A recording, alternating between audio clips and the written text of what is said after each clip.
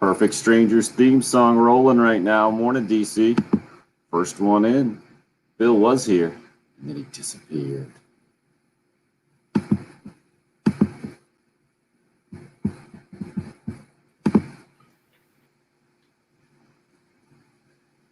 British Open Thursday is here. The NBA Finals is evened up. Bill Gunter is sitting right in front of a beautiful sunrise on Lake Murray. What else could we ask for on a Thursday morning in July? With Perfect Strangers theme song. Not even mentioning that, of course. Going to hear some inspirational harmonica in just a minute. What you need on a Thursday morning. You just tell me that Dustin Johnson just birdied? Is that what happened? You're all over this British Open? DJ just made birdie on 3, and it looks like we are off and running over at the Open. I think the official title is the Open over at Royal St. George's Golf Club in Kent, England. Got it on the television here. Jordan Spieth making birdie on number 7 just a second ago. So we've got some guys here. Early leaderboard. Your pick yesterday, Paul Casey. Was it your pick? Were you a Paul Casey guy? Yep, I went with Casey. Mm-hmm. He's 2 back. He's got a 2-under round going through 12 right now. A guy that I like but didn't take, Victor Hovland, is 2-under through 12. But they're all chasing right now Brian Harman, who is fired out of the gate 4-under through 5. So that gives us something to keep up with here. As we go through the morning here, we count down the days to SEC Media Day. You're right. A little basketball last night. Maybe that's what I needed last night. Although the TV get commandeered. I had it all set up, Tim. All set up. I had steak, really good steak, some potatoes last night, ate kind of early. I was going to make an effort to watch the finals. I was going to watch, and I was going to sit down and kind of get involved, clean up the kitchen, do everything I need to, turn around, and the 2 kids have commandeered the downstairs TV, and we went with Smurfs 2 for a little while. So that's how that went. Lost that battle. A big block, if you haven't seen it this morning, on an alley-oop late in the ball game to DeAndre Ayton. Giannis Antetokounmpo makes a ridiculous block. The pictures all over the place. The video replay even defined. And Chris Middleton, South Carolina native, I think goes off for $40, went at 109, 103, even up the NBA Finals at 2. Bill, we've talked about this before. Bucks Suns not exactly getting us pumped up for the NBA Finals here in Columbia, South Carolina, even though they do have the 2 South Carolina natives, Middleton and Torrey Craig's guaranteed a ring since he started with the Bucks, got traded over to the Suns. Now you asked me what it was going to take to get me interested. They've almost done it through 4 games, I would say. I'm still not telling you I'm going to have my popcorn ready for game number 5 necessarily, but at least it seems like this final series is playing out to be an interesting one and doing what it can to get people to draw some people in, even though I don't think it's nearly what the NBA would have preferred, and it's certainly not what it has been with the LeBron James reign in the NBA Finals for the last decade. Or the Steph Curry. I mean, you had LeBron James and Steph Curry. I think Giannis Antetokounmpo he's a good player. I think he's a guy you want to promote in this league, and they certainly do. But he doesn't have kind of that. I think that attraction. He doesn't have the charisma, the draw power that LeBron does, and certainly Steph Curry. Everything Steph Curry and Golden State did. So a little bit different finals. But you're right. I think with it being 2-2, maybe I'll make more of an effort this weekend to include that in my night watching there. After it'll be a morning of Open Championship golf the next 3 days after today. From a Gamecock perspective, yesterday's big news going to hit not too long after our show ended with Gamecock pitching coach Skylar Meade leaving the Carolina baseball program and taking his first head coaching job, I should say, at Troy. Bill, what did you make of the news there, and where does Gamecock baseball go from here, knowing Meade not the only assistant coaching news yesterday? Another assistant coach leaving Mark Kingston's staff, heading over to join the new Chip Hale staff at Arizona, and there will be some flux for sure. Yeah, Trip Crouch, the one taking the Arizona assistant coaching job. Yeah, I had heard the rumors about Trip Couch. I had heard nothing on Skylar Meade. So yesterday when that news popped out, I was actually really shocked about the Skylar Meade stuff. I didn't even know, unless I've just flat missed it, or I don't know if Kendall Rogers or any of the baseball guys had reported that he even interviewed for the Troy job. That had not seemed to be something I had caught recently, and so I was actually really surprised for that. But happy for him. He's a guy who's been on our show that we both like. Young guy. I think he's got a bright future here in the profession, and certainly Troy's a great starting point for him as far as being a head coach. So hard to argue with what he did. Trip Couch having a good relationship with the new head coach out at Arizona. Apparently, they've kind of been longtime buddies, so makes sense there on both of those decisions. Don't feel like that's something that either guy could turn down. So now Mark Kingston hits the job market, looking for a pitching coach and for another guy to fill a position. It'll be interesting to see who he goes out and tries and get, what South Carolina allows him to spend, and what direction he can take that. So very interesting. I'm not going to sit here and pretend I know names, big time names that he should go and target, or up and coming names. We'll see how it kind of all plays out for him. But congratulations to Skylar Meade, again, a person who's been on our program before, who we both know, and a good starting point for him at Troy. Lee hits us up. Cool Care Heating and Air text line early this morning, 803-404-6100. Why is Mike transferring? Any update on the reason? I assume he's referring to the Gamecock wide receiver Mike Wyman, originally from the Greensboro, North Carolina area. I think was a high school All-American, and never saw the field last year, which was curious for sure with the struggles at the wide receiver position. And now the news popping out yesterday, he's going to hit up the transfer portal. Bill, any thoughts on Mike Wyman, who never really saw the field for the Gamecocks, leaving program? Yeah, just kind of really, I think, going to be a case of one of those guys who had a really good junior season in high school, and then just kind of the competition called up to him, is really kind of what it was. I think, I could be wrong. I have to go back and look at his stats, but I believe he only ended up catching one touchdown his senior season. Now, there could be a multitude of reasons for that. He could have had a bad quarterback, could played in an offense that decided to run the ball more, but really kind of didn't develop after his junior year. And South Carolina got a commitment from him early on. I know he struggled last year trying to make the adjustment with speed, and I think he was a little injured. I want to say he got injured early in fall camp, and that's why you didn't see him quite as much. I know he was injured again at the spring game. I think he was on a scooter during the spring game. So, he transfers out. That takes him down to 14. We'll kind of see where it goes. But, yeah, just a guy who great kid. I think he represented the university well, but probably needs to go down a level and try his talents there. So multiple news across several sports for Carolina yesterday, and not necessarily the news that you want to hear. That wide receiver position is going to be really interesting. And did you say down to 14? Is that what you were talking about the position of wide receiver? Because I've seen that number even higher here as Shane Beamer and company look to start fall camp in several weeks from now. And I feel like it was at 18 during the spring, somewhere in there. But your number might be right. Was that what you're talking about? I think I read that yesterday when talking about it. I could be off. I just read that. I want to say I read it on the Big Spur that 14 was now what they are at. But you might be right, just because of the addition of Trey Atkins to the, I think we're talking scholarship guys, but it might be a little bit different when you factor in some walk-ons, a few walk-ons there. So we can look that up. We can find that out. But yeah, I want to say I read 14 yesterday, which would have been 15 with Wyman. So I'm not sure there, but I did read 14 yesterday. We'd have to go back and look.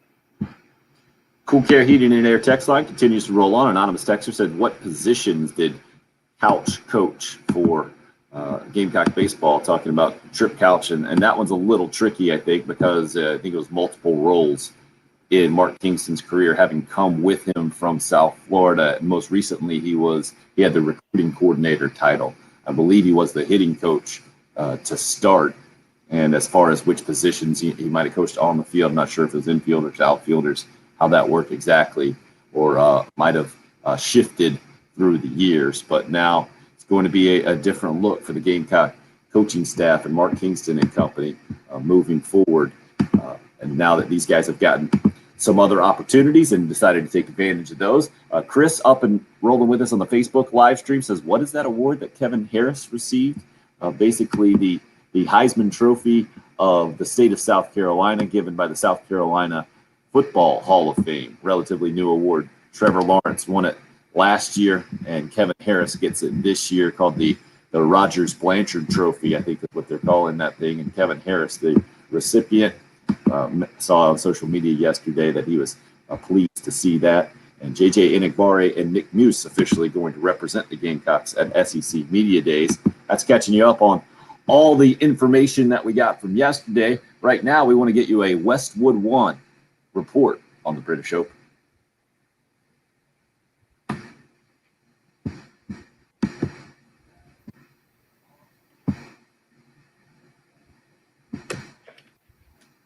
Good job. Nice work, Jen. Thank you. So you can take out that rejoiner and just go straight to break after this. Makes sense to me.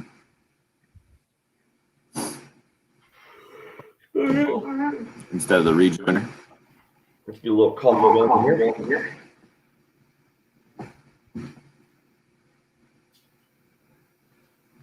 Can't hear you, Jen. You're on mute. Okay. Instead of doing that into stop set, just go to the first break or Right. first commercial. You got it.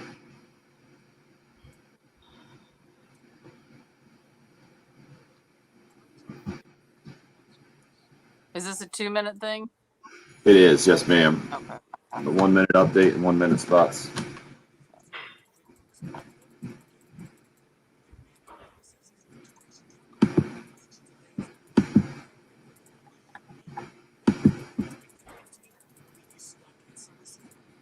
DC, it is not virtual today, but it is limited capacity. I think they're not giving quite as much access as they have in years past. Keith Klein will be there all 4 days this year, but we're still trying to fight our way onto Radio Row. We've been told that we didn't make the cut Are you kidding?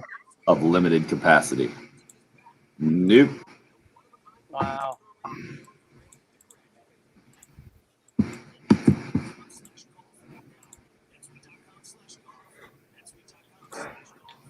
Oh, Gamecock Larry's on hold.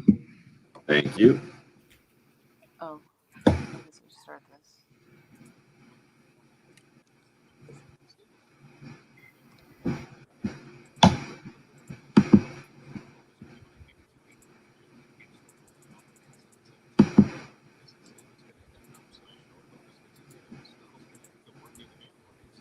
As the official team physicians for the South Carolina Gamecocks, Prisma Health Orthopedics will give you and your family the same care they provide to top athletes. These physicians are the region's most trusted orthopedic practice with a deep-rooted history that was established back in 1928 as Moore Orthopedics of Columbia. Prisma Health Orthopedics has built a foundation for patients. Oh, very pretty shot of Spieth there hitting the ball. Best possible services for their patients. He's still 2 under. By visiting prismahealth.com. Just hand away from him. I don't.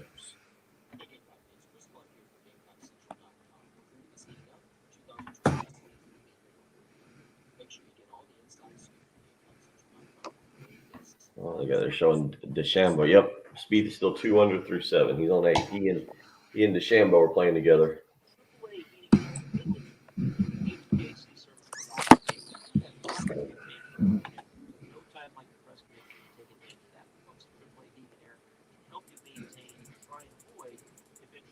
Ooh. And DeChambeau's in the rough. The rough. The very thick rough.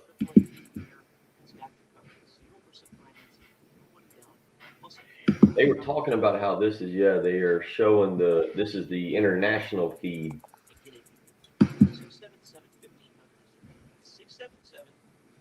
Adam, what can you tell us? Nope, Shane Lowry with a birdie to get to +1.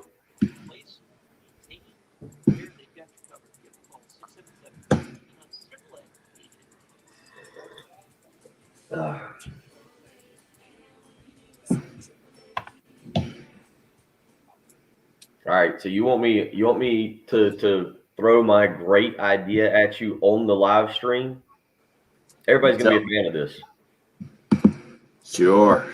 Why not? All right, everybody. How much time we got here? Well, first of all, we need to figure out how we're doing your Love Chevy going into the next break. Because we've got 40 the update. So, Jen, how would you like us to do it? His Love Chevy. I would say as soon as the update is over with, then just go. The next unit is you. You want me to? Right. You want me to Just just? 48, basically. All right. Yeah, So or as 7. soon as That'll be enough time. do it as soon as the update goes off. Correct. Right. So at 48, you'll Pay attention through the Love Chevy. update. Got it. All right.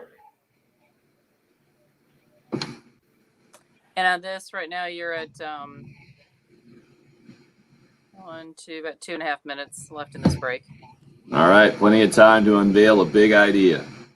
So I'm thinking Birdies with Beamer is, I believe, the 26th. Correct. All right, Birdies with Beamer. That is going to be the new media golf outing, just like Steve Spurrier used to have. Now, it starts at 8 a.m. Conundrum for a show that ends at 9. Difficult. So here's what I'm thinking. If he's willing to do it, you and I in the, I don't know, whatever you want to call it, the match versus Beamer and another guy. We got to see if Steve Fink and Beamer will do this. And so we've got the little pieces, you can undo this little piece and we can have like Patrick is like the reporter and we could all, and just play. I mean, you think about how we do our hours anyway. What do you think? That's about 2 holes we'll play on air. I'd say at least 3. Okay, 2, 3, but we're sitting there, we're talking, we're doing the show. We got Beamer. It's kind of like doing an interview while playing golf, but we also live stream it, and then we'll keep the live stream going after the show ends, so that people could tune in throughout the day to see how it's going. It's a great idea, Bill. It's a great idea. What production crew are we hiring to do this? Well, Patrick Perrette. Patrick's cell phone? Yeah. Or my cell phone. You can have multiple cell phones. It's just a thought. And then to take it a little bit further, we could, and again, this is very short notice, and all my great ideas only come with about a 3-day window to make it happen. But if we wanted, Beamer and a coach could play for a charity, and you and I could play for a charity, and people could donate money to who they, and then pick who they thought would win. And then that money just goes to a charity. Again, great idea of taking over Shane Beamer's first media football Great. golf So let outing. us. Told you like it. You just live stream. Percentage chance of it happening. 5, maybe 7. If But it's good thinking. As long as you know. it came to me last night, because I was wondering, I thought about it. Someone asked, like, "Oh, you playing in that Birdies with Beamer thing?" And I was like, "Oh yeah, I probably want to play with that." So I looked, I was like, "Wait, it starts at 8 a.m." That event's actually the same day as the Lexington the Gamecock Club event Oh, yeah. at the stadium. Oh, that's right. All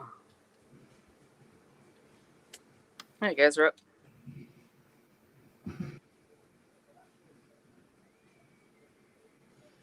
Bill throwing out big ideas on the live video stream. Facebook, YouTube Live, Twitter.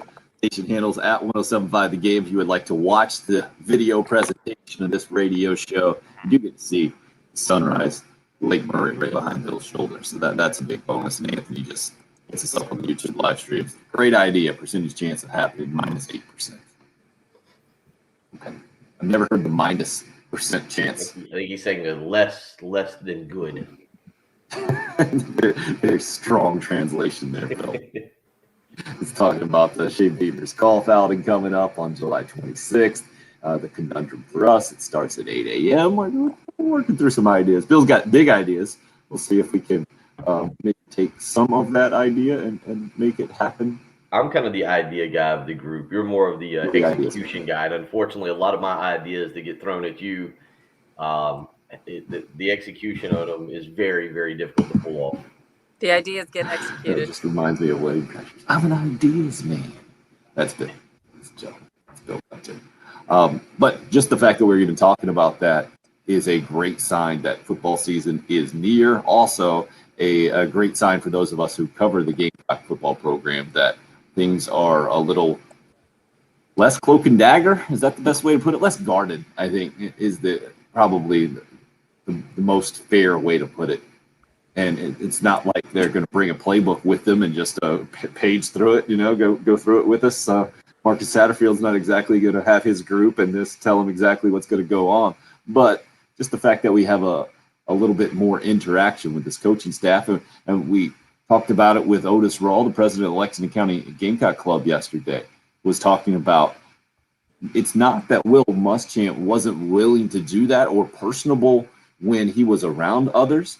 Bill, again, this is where it's easy for us on the outside to kind of whitewash things and make them simple yes or no, right? Binary answers, either yes or no, and Will Muschamp wasn't that guy completely 100%. That's not the case. That's what that athletic article, Kendall and Grace Rayner, kind of showed us as well. These anonymous high school football coaches, some of them really took to Will Muschamp and thought he was a really good recruiter, and they had a good relationship with him. Some of them did not and had a different perception of the program. My point here in this Gas Baggy Hot Take is simply that the personality of Shane Beamer fits what this job needed at the time, and this is an example of it. That same day, July 26th, is actually that Gamecock Club event that we were talking about with Mr. Rawl yesterday at Williams-Brice Stadium, where the Lexington County Gamecock Club wants to have the largest Gamecock Club meeting in the state, and Shane Beamer will be headlining that thing along with Frank Barton, a couple other Gamecock coaches, and it's an opportunity for Carolina fans, I think, to feel a part of the program much more like they have in the past, and what they didn't get the opportunity to feel, I think, under Will Muschamp because of the way he ran the program in that Nick Saban-like manner. Is that a fair way to put it? Yeah, I mean, as time goes by, it's going to be more and more interesting, and especially if Shane Beamer's able to do well and bring this fan base back together and kind of heal some feelings, I guess, from the last several years. But as time goes by, it's going to continue to be more and more interesting, I think, on how we look back on the Will Muschamp era and what we view how it shaped South Carolina football over, say, the next 10 years. Because South Carolina's got a mediocre past. No one's arguing that. That's factual. But still, 4-8 and 2-8 are two of the worst seasons we've ever seen. Now, they're not 1-10 and 0-11, but especially over the last 20 years, where prior to Lou Holtz, going to a bowl was a huge deal. It was a massive deal. 8 bowl trips in 100 years. The last 20 years has seen South Carolina be a regular participant in bowls, and you've had 3 really, really good football seasons. But you've been a regular participant in bowls prior to the Will Muschamp era, and with Will Muschamp, you saw 3 of them right out of the gate. You thought, okay, well, the worst case, this guy will keep winning 6 games, maybe 7, and we'll continue to go visit Birmingham or Shreveport every December, and then it's completely bottomed out. And so I think, things like this are so minor, and people maybe don't pay attention to them until you deal with a guy like Will Muschamp, who wanted to be very secretive, who wanted to run things a very Nick Saban-esque way, in which it was a business organization and not an athletic department. And there is a difference to that, I think, when you talk about a football team. And so it's kind of interesting now to see the small, subtle little things that I think Shane has picked up over time, whether it be with his father, whether it be with Steve Spurrier, even a Sylvester Croom, who he coached under at Mississippi State. All those kind of things that Shane is being able to incorporate now into his own program. And it doesn't just extend to, all right, here's what he's going to do on Saturdays with the offense and the defense. Here's what he wants his coordinators to do. It extends to things like this, doing a golf tournament, getting out and doing the meetings. You heard Mr. Rawl talk about it yesterday, just not trying to put anybody down, but the way that Shane has approached trying to bring the fan base back in. And, I think, a month from now, we're less than that. We're probably today, probably not 2 weeks away, but we'll say 3 weeks away from about the first practice. I think you would agree with that. Probably in that area, the first practice will probably be in about 3 weeks. I fully expect Shane to have it worked out and Ray Tanner to have it worked out where fans can go in and observe practice. Maybe they'll do it in the stadium. You get those first 2 practices that are in just helmets anyway. And then you get the next 2 that are just in shoulder pads and helmet shells, as they say. So it wouldn't shock me if he has his first 4 practices inside the stadium, just where fans can come in and watch and be a part of the program, which is not something that I think Will Muschamp tried to do for the fan base. Now, it's all well and good, but what effect do you feel like that has on the program, if any? Because obviously we've seen Nick Saban can run his program nearly exactly like Will Muschamp did and have the highest level of success that we've seen in college football history. And as I say that, I'm wondering if this is more of an identity thing from a head coaching perspective or a style thing. Is it more trying to replicate your program like another? Because we're not seeing that necessarily under Shane Beamer, I don't feel like. The only comparisons, as I'm saying this out loud, is maybe to Dabo Swinney just coming in as a coach, a head coach for a first time, a guy who hasn't been a coordinator, but not necessarily setting up his program like that. And speaking of Dabo Swinney and company, you see the news with Brent Venables yesterday, $2.5 million he signed on an extension for, officially making him the highest assistant coach in the country for college football. And why would you ever leave that job is my question when people talk about Brent Venables and wanting to be a head coach. And Bill, we've seen many times where trying to just push and always get to that next place on the ladder, maybe, or on the totem pole in a career isn't necessarily the smartest move. A lot of times people don't understand or appreciate what they have, and kudos to Brent Venables for understanding that and thriving, obviously, in his defensive coordinator role there. But I guess my point is, do you think that has any kind of net positive effect for the Gamecock football program, the change of personality and openness, opening things up a little bit more to fans? I mean, on the field, no. It's, at the end of the day, it doesn't. No quarterback, no offensive lineman is going to go, man, we feel pretty close with these fans. We better block on this play a little bit harder than we did last year. At the end of the day, I don't think Marcus Satterfield or Clayton White are going, oh boy, we let those fans in. We better scheme up, Eastern Illinois a little bit better just because of the fans. You're doing it because you want to win the game. You're working out. The kids are down there training early in the morning right now because they want to win the game, not because the fans are going to be at a practice or they're closer with them. But it does create an environment around the program. It creates an excitement. And, being blunt, this program needs excitement right now. They've won 6 games in the last 23. And I go back, I say 23 because that Belk Bowl, that deflated a lot of people. And then it was followed up by the North Carolina game. And to be honest, after the Virginia game and the North Carolina game, it's been a slog, man.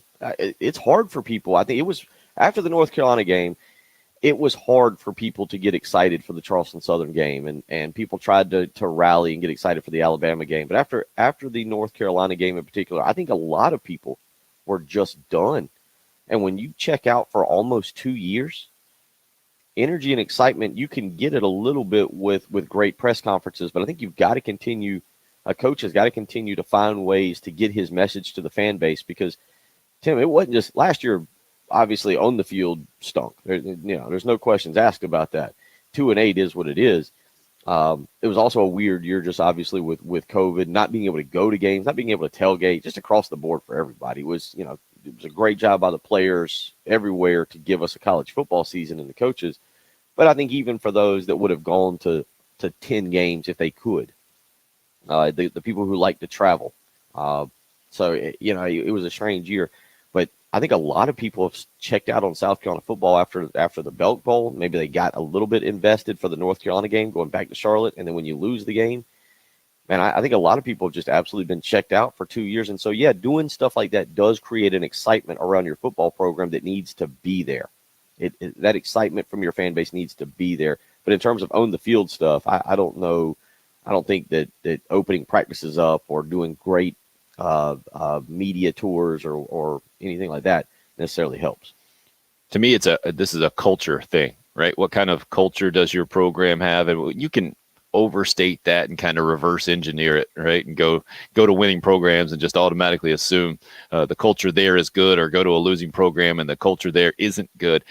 That's not always the case, but there's something to it, I think. And I think the only net positive effect it could bring the Gamecock football program is in recruiting. And I feel like maybe it's because I'm paying more attention to social media with a new head coach, or maybe it's just I think I saw a number that somebody went back and looked at head coaching interactions generated on social media, I think it was, and only Lincoln Riley had more in the last month than Shane Beamer did. And so it's not just a perception thing. I think it is reality that the social media buzz continues for South Carolina, which is something I think you would assume with the new head coach, but you do have to give Shane Beamer a bunch of credit for that. And if that can lead to a push in recruiting, like it seems to have led to, and better players, then obviously it has a positive effect on your program. Chris says it's easy to bring back the fans when the coach himself is a fan. And that leads Neil to hit us up on the Cool Care Heating and Air text line. Clearly a Clemson fan. Neil says it's so vindicating to hear Shane Beamer being called Dabo Sweeney 2.0 after all the years that Gamecock fans made fun of Sweeney, calling him Hokey, Dumbo, and many other names. Now that same program has embraced it with open arms. This is sweet. I don't think that's exactly what's going on, but there's no denying it, Neil. I would think the national championships are sweeter than hearing your rival trying to have their head coach compared to yours, especially at the beginning of the career. But that's just my opinion. Papa Joe just says, I want my money back on the 2020 season. And the problem with the way that Will Muschamp ran South Carolina was South Carolina's not Alabama, unfortunately. And why did we pay Will Muschamp so much money? That's where Papa Joe came with his wanting his money back from 2020. And Gamecock Will says, just wondering, is the reason Carolina's been to bowl games in recent years mainly because they're like 700 bowls now? Well, that does have something to do with it. Also, Exactly what it is. Well, also consistent winning seasons under Steve Spurrier helped a lot as well. Let's get out to the Love Chevy phone lines now. Our buddy Gamecock Larry up and rolling with us. How's our favorite 86-year-old caller this morning? Good morning. I'm doing okay. But I wasn't going to call in till after media days. But Monday I was going to call in after media days. But I've been listening to you now about 10 days, I guess. And I ain't called in. I tried to call in, but I just couldn't make it. But I'm telling you, all these predictions, all these polls, and all these things don't mean nothing. 3-star, no star, 5-star don't mean nothing, just the rankings, just the recruiting rankings. It takes get them committed, sign them, get them on the practice field, get the coaches that can develop them, get the players on the playing field that can win the games. That's what it comes down to. As far as Luke Doty, number 125, I think, out of 130, how can you predict a player, a quarterback that ain't just played 2 full games in the last 2 games of his freshman season? How can you predict what he's gonna be? Well, I'm not gonna predict what he's gonna be. I'm gonna tell you what he's gonna be. He's gonna be the surprise quarterback in the SEC. Let's see, 5. I done said that 5. Okay, Gamecock's gonna win 4.5. Some say 3.5. Let me tell you what the prognosticator gonna say. It's gonna be guaranteed. I guarantee 7 wins. And then, but I'm gonna predict 12-0 until we lose one. And that's about all I got to say. But All these predictions don't mean nothing. We're going to be the surprise team in the SEC, going to be the surprise team in the NCAA when we go about 10-2. Go Gamecock. Gamecock Larry this morning. Good to hear from you, sir. Just to recap, that's Gamecock Larry saying predictions mean absolutely nothing and then proceeding to give us his predictions. Like that. That's how you do it. 10 and 12. Going to be 10 and 12 this season. No, he went. I think his realistic prediction is 7-5 is what I heard, but he's going to say 12-0 until South Carolina loses a game. Which, Well, and that's a safe way to do it because you're always going to be right, at least at the beginning of the season. Just to go back to my point on how people responded to that North Carolina game. You remember his prediction after the North Carolina game? he was saying 12-0 going in, and then he said 0-12 after. 0-12. Like I'm serious about it. When you He talk broke about Gamecock Larry. It did. It He- broke yeah, him. You're right. like think about that. Like we all go like, man, that North Carolina game was rough. Like the man who never thinks South Carolina will ever lose a game started thinking they would lose all the remaining 11. That would have, as Muschamp, that would have made me quit. 803-404-6100 is the number where you can hit us up on the Love Chevy phone lines. Anonymous texter hit us up talking about Shane Beamer opening things up and the whole deal. Says winning. It still goes back to winning at the end of the day, or at least competing. Can coaching adjust on the field and at halftime? I think the interesting part in there is, or at least competing. And to me, that will be more of the realistic fans' expectation in the next several months, Bill, in 2021. Obviously, you want to win football games. And DC says 6 wins should be the floor. And I understand where he's coming from at a typical time, right? But I think there is a leash that Gamecock fans will give Shane Beamer going into this year, knowing how the program, how he's inherited the program, let's say, with 16 combined losses the last couple of years. But what Gamecock fans, and I don't think any fan base who is paying money for a ticket, and especially in SEC football where we see paying good money for tickets, what they don't have any patience for or any wiggle room on is a lack of competing with the other team when you get embarrassed, and you get embarrassed consistently. And that's where the program got to last year. That's why I think you do have a different head coach this year. That's the one thing that I think is completely unacceptable for a fan base, and rightly so, because there's too much money involved, too many resources. There's just way too much involved, too much time investment, blood, sweat, and tears from players, and then fans that throw themselves in there as well. I mean, that's the thing I think that ended up breaking a lot of people. I mean, you were talking about, Gamecock Larry brought up those Pro Football Focus rankings of 125 out of 130 for Luke Doty, and how Doty started the last 2 games of the year. And Bill, you're like, yeah, I don't even really remember what happened against Missouri because of just how checked out so many people were on the Gamecock football program, including several of its own players, right? Who opted out and didn't even play the end of the year. But again, that's past history. I think it goes to speak to not just the end of the Will Muschamp era, but also 2020 and how unique a season that was with the COVID protocols and everything that was involved there. And I think we're all just so thankful to be sitting here in the middle of July in 2021, looking at a much brighter future in so many different ways. I don't know if I could put it any better than you just did. Brighter's over my my right shoulder here, I guess. I got golf on over to my right with fans. I'm looking at fans. You're right, and we've talked a lot about that the last few weeks, going back with the NHL playoffs and getting excited to see fans in the stands. I did watch a little bit on Tuesday night, and I don't know why I did this, but I did watch a little bit of the South Carolina Auburn game from this past year. It was on the South Carolina takeover game. I think it was the 9 o'clock game. And even watching that, it was, I don't think anybody even wants to watch that. Have 1 minute. 1933, and I think people are ready to move on. And we'll see. You're right. I think 3 weeks, roughly about 3 weeks, probably a little less. You'll get the first practice.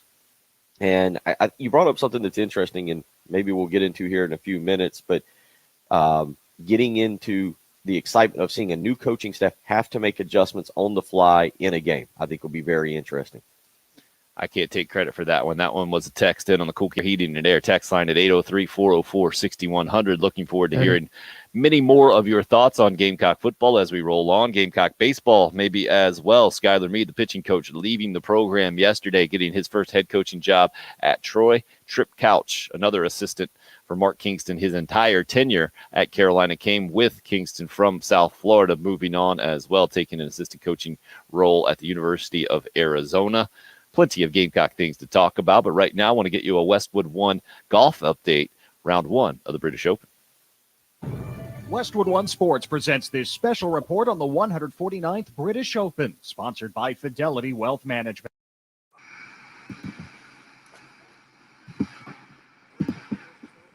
Thanks, Jim. Nice work. I was leaving myself potted up just so I can come back at 6:48. I can do Love Chevy. Yeah, that's the plan. I give you a cut down. Okay. Yeah, I just got all I gotta do is pause me back up. That way I don't forget to turn the thing back up. What was that stat they just threw up on Koepka? Didn't see it. I didn't have it on there. Is it on the Golf Channel right now? Yeah. Oh, Koepka. 52% of major rounds have been in the 60s since 2016. Most of any player. So. Oh, come on! There it is. In golf, the right adjustments can make all. After this, Jim. Yeah, it's a minute, Bill. It should be a minute.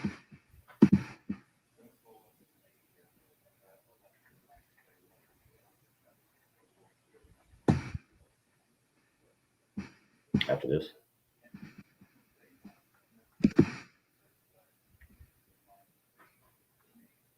It should be this 30. I think that's the 30.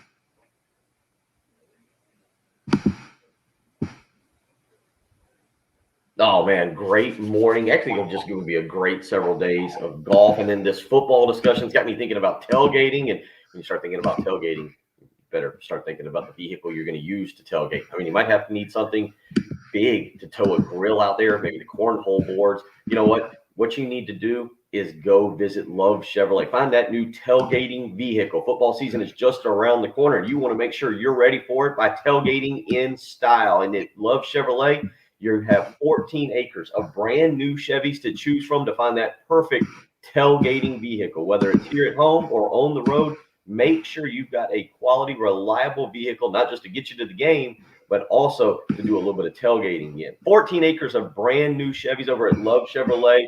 The $1,000 low price guarantee means you're finding the deal that is best for you. You can shop around other dealerships, take it back to the folks at Love Chevrolet, and they'll top it or write you a check for $1,000. And then, of course, that incredible sales staff over there. Michael Corley, a good friend of mine, always doing a fantastic job. Very knowledgeable. Go visit Michael, Josh, the whole group over at Love Chevrolet and find out what they can do for you. I-26 in Harbison between Lowe's and Frankie's Fun Park, or on the web, lovechevy.com. Get out to Love Chevrolet and find new roads.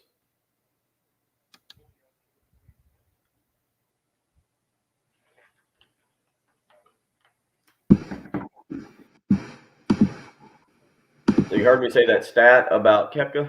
Yeah, ridiculous. 2016, 52% of his rounds are in the 60s.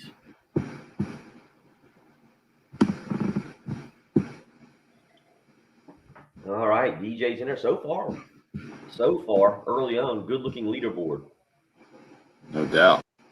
I got to admit, I did wake up. I just randomly woke up at about 3:42 this morning. I was like, maybe I should just go ahead and get up, fix a pot of coffee, hang out, and watch the Open until the show starts.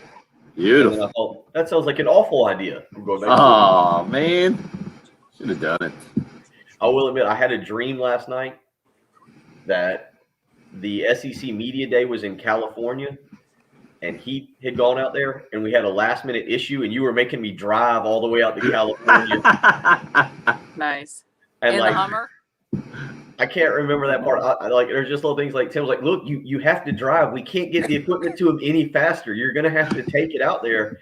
And like in my dream, it's like Patrick and I walking out the studio doors. And I was like, "Man, I'm not doing this for Tim. I'm going to tell him I'm driving, but I'm going to the airport, and I don't care how much it costs. I'm buying a plane ticket."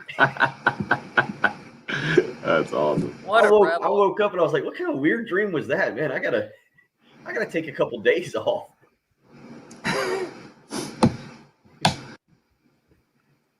Oh, I booked our cruise for next year. So go ahead and put down on the calendar. August 8th through 12th, 2022. I'm out. Okay. Guys at home, write that down. Yeah. Yeah. Not to, Tim's not not to keeping up. listen that week. No. 2022, forget about it. I'm worried about the rest of today. Right. Well, so I started looking because yesterday is probably what led to that dream last night. But I was like, man, I should go out of town. So I kind of looked at hotels in Charleston for the weekend. I may as well take out a second mortgage to just get a hotel for one night. Truly. And so then I was like, well, maybe I'll go. I've got that connection down in Myrtle Beach. So I started looking at all of their availabilities for the next 3 weeks. All of their condos and houses are completely sold out. Insane. It is. People are coming back, and Well, so that led me. I was like, well, I got this cruise. Not that I was going to go on a cruise in the next few weeks, but I was like, man, I wonder I should go ahead and start thinking about next summer. So I started in like June looking at cruises, and a lot of them like only had 3, 4, 5 rooms left. wow. And so I ended up choosing. I went with August because I also think by August of next year, 13 months away, everything will, there won't be any restrictions on anything, or will be. Mhm.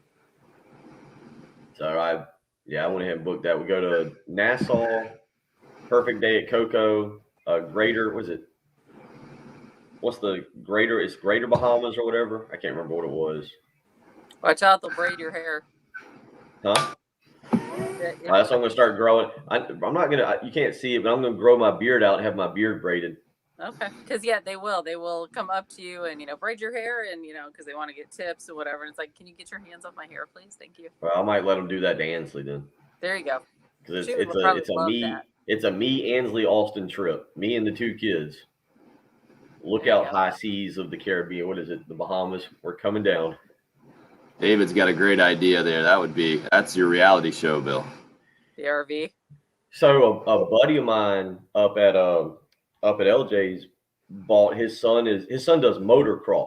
Like, it's funny, me and him are talking about this. Like, his son's like 8 or 9 and doing like jumps and all this kind of crazy stuff. I'm like, yeah, mine's playing soccer. He gets kicked by somebody else. But he bought, because they're traveling all over the Southeast and going up to Indiana, he bought an RV. And we were talking about, I was like, he was talking about how everybody would be in the back just hanging out and relaxing and stuff. And he's up there driving this RV. Right. I couldn't drive one of those things, man. Yeah. And then Yeah. towing the bike or whatever behind. Oh yeah, he's got a huge trailer that's a whole basically garage in there, where if they get up there and they need to fix the bike or do something. That's I've seen setups like that. They're pretty sweet. When I Let's head back in. when I towed the boat back from Mid Carolina Marine, that was the most I've ever towed. Man, I came down 378. I was going about 40 miles an hour, white knuckling the steering wheel, couldn't see behind me. Watch for the poles. Sure. All right, guys, we're up. And I love the British Open. The Open, whatever you would call it, where they tried to get Dustin Johnson on that in his press conference, and he wasn't playing that game. What'd you call this tournament as a kid? The British Open. What do you call it now? The Open. Why do you call it that? Well, that's the name of it. That's an experience. I just saw him smash a drive over a bunch of people's heads. They knew it was coming, and he went ahead. And that's the best part about the British Open, isn't it, Bill? That you can hit it a mile, and sometimes it can direction, and it doesn't necessarily hurt you. But as I say that, the rough at Royal St. George's, this course they're playing this weekend, is pretty nasty. See if our guy Twig Steven is listening. I'd be interested. What is the best links course in South Carolina? I see what you did. You just localized the Open, not even the British Open. Well played there, sir. I heard that they have very similar, apparently, groundskeeping ideas around Royal St. George's that I do with my yard. They haven't mowed since May. Yeah, for the rough. I saw that yesterday. About the rough. Good luck if you pop it in there. How about Brian Harmon off to a ridiculous start? Had it at 4 under, now back to 3, I believe it is. We'll keep you up to date as we roll on this morning. Actually, you might be up to 5. Yeah, he's at 5.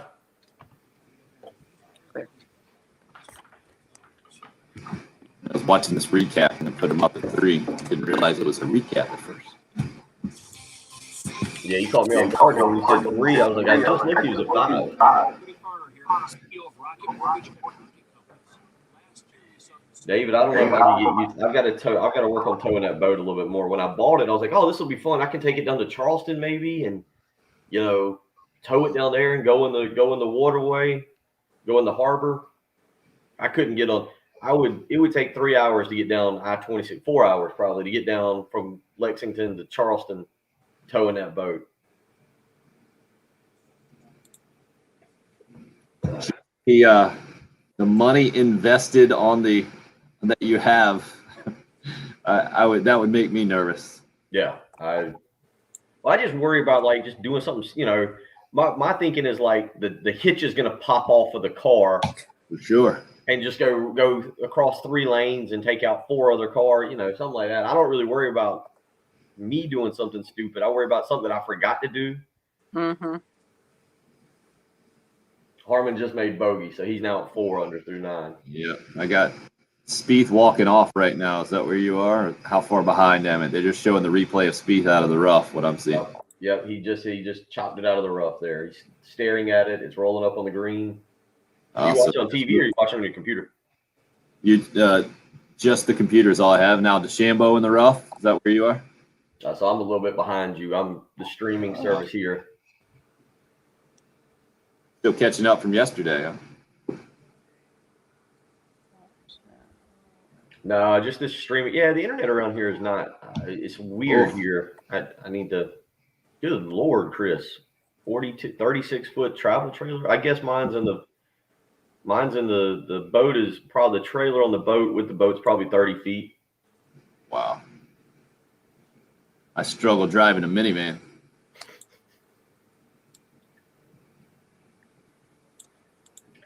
It's crazy. I was looking at it yesterday with the Tahoe. I was just thinking about because I need to go get it serviced. How many miles I saved in the last, 16 months? Because I've been out of town a little bit. But it's not like I did a couple years ago when I took the Tahoe to Birmingham, Fripp Island 3 times, Orlando, Tampa. Mm-hmm. It's how many miles I've saved the last several months, probably the last year. My car I've had it for 2 years, and I think I've got almost 59,000 on it miles. Wow. You've driven it up to Indiana, Yeah. 7 or 8 times now? I probably in the past 2 months, I think. Yeah. Yeah. Let me get some coffee. More coffee.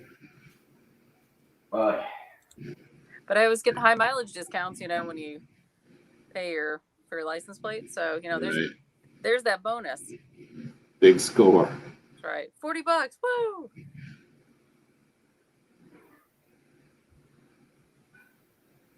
Oh. Shane Lowry. Come on, make the putt, man. I gotta see if I can stream it. Because, we have a TV in here that doesn't work, so that helps. How long has that been like that, Jen? Oh, I don't know. It was before the pandemic started. That TV hasn't worked all this time? I don't think so. It's like it's not hooked up to anything.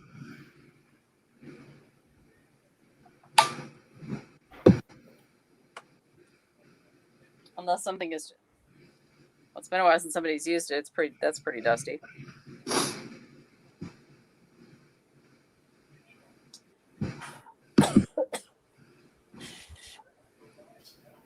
Jen, did you get a lot of rain last night? that crazy downpour that came at, whatever time it was, 6:37, looked like in the rain gauge about a half inch. Yeah, it came out of nowhere because we were about to grill, and all of a sudden, right about 7:15, or maybe a little bit earlier, I was like, oh, and it was fun to watch. Yeah, it was like a monsoon. Yeah, it poured. Yeah, I still show no signal in here.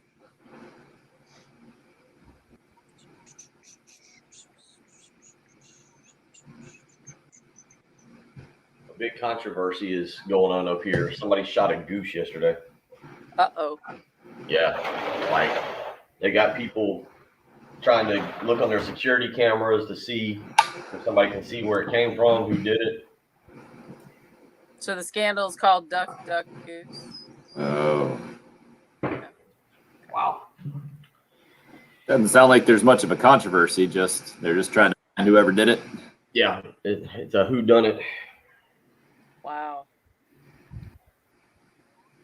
And while people up here do not like the geese, they do not want them shot. I think it's a federal offense or something. Huh.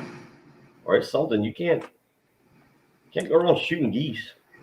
Well, and it's a little, kind of have a lot of people in the area. Right. Like, Well, that too. There is that part. Concerning. yeah.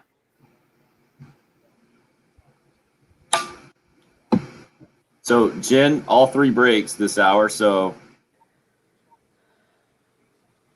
can you give me an estimate? Nah, I guess we can't really. I'll just try to fill it in between the 10 break and that 16 when we hit the update again. Mm-hmm. But I'll definitely need to get out by 10, right? Ish. Yeah. Let's see, the 10 is.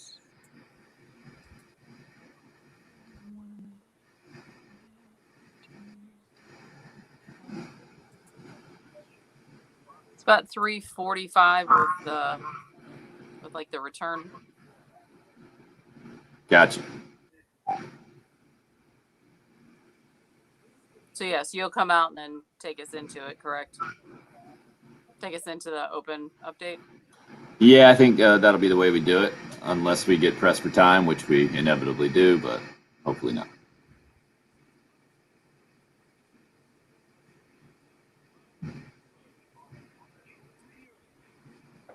All right, back in the intro. No, I don't have toe mirrors, David. If you're asking if you're talking about me.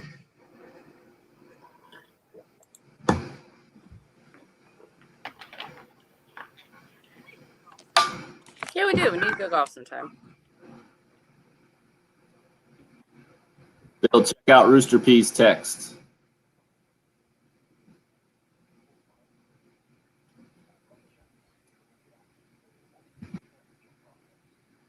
What a great day. I think it's just live sports that automatically puts me in a good mood. Maybe because it happens so infrequently on a show that's 6 a.m. to 9 a.m. But maybe it's just because I like the British Open. It's a little weird now that the British Open is the last major in the golf year since the PGA Championship moved up a couple of years ago. But off to a great start. Puts me in a great mood this morning. I don't think I'm the only one, Bill. I feel like you got a little extra pep in your step this morning as well. Yeah, actually, kind of the next about week, I guess, with some British Open today, and you mentioned it, the Bucks winning last night, making it a little bit of a series, Bucks Suns. So you get some. If you want to watch the NBA again, I don't think it's going to necessarily be appointment viewing for me, but now I'll probably tune in to watch a little bit. SEC Media Day gets going next week, so that gives us just some fodder, something to talk about, to hear Shane Beamer talk on Monday and what he's got to say. Yesterday was announced that Kingsley Mbaré, or JJ Mbaré, and Nick Muse will be the guys that represent South Carolina over in Birmingham. So at least we'll hear from some players and what they've got to say regarding how the summer has been. Hear from Shane Beamer now as he takes the podium for the first time being a head coach. That'll be very interesting, or takes the podium at the SEC Media Day. So, and then, of course, as you pointed out, the next 3 days after this, British Open, and pulling for a good golf tournament. And so far, you've got some good names here on the leaderboard early on. We'll see if that continues. Dustin Johnson, the Columbia native, putting for birdie on number 7 to go 3 under. That would be 1 shot back. Now Brian Hartman out to a 1-shot lead will get you an official Westwood 1 British Open update coming up twice every hour today and tomorrow on our local shows at 16 after and 46 after the hour. So feel free to make that appointment listening for sure if you want the latest from the British Open in more of an official capacity than Bill and I, if that's possible. I don't know. I mean, Rooster P might be the best British Open authority this morning in the 18-wheeler out in DFW, weighing in on the Cool Care Heating and Air text line this morning. Says, so what would the official breakfast of the Open be? An English muffin? Egg in a bird nest? I've never even heard of egg in a bird nest. Do you guys know what that is? I don't know what that is. And he wanted us to read that out loud in our best British Open voice. We need a little bit more than that, Rooster P, if you're going to get the British accent going this morning. All right, hold on. Let's do An egg in a this bird here. nest? The traditional full English breakfast is a centuries-old British breakfast. Okay. I need some food here. A Instead lot of of your history here just before I reading get on the into internet. Yeah, give me a minute. This is where continental breakfast came from, right? Isn't it just some jam, some bread, and that's about it? What was that, Jen?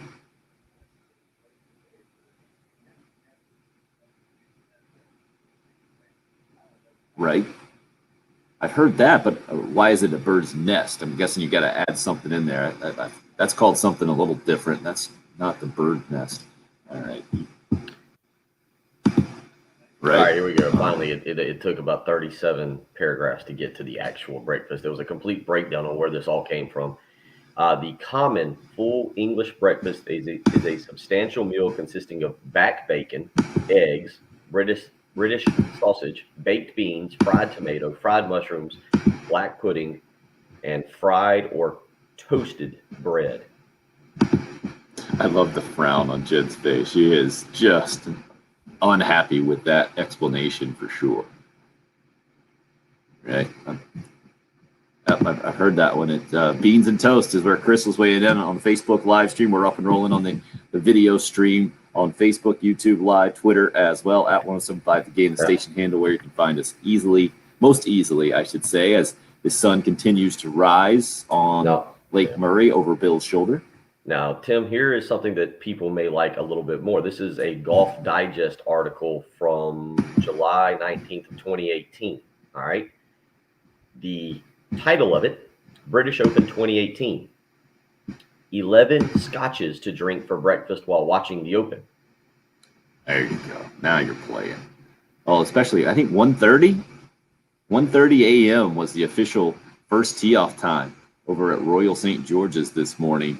And we're kind of right in the middle of it right now, I feel like, or maybe more towards the end of it than we are at the start of it. And that's another unique aspect of the British Open, as I see Brooks Koepka now 2 under through 15, a couple of shots back. And he did not end up as your official pick. Is that correct, sir? No, that's what I ended up taking as my official pick. Okay. I initially took him, then I wanted to take somebody else, and I really should have been a little bit tougher in my stance and gone. I liked Victor Hovland.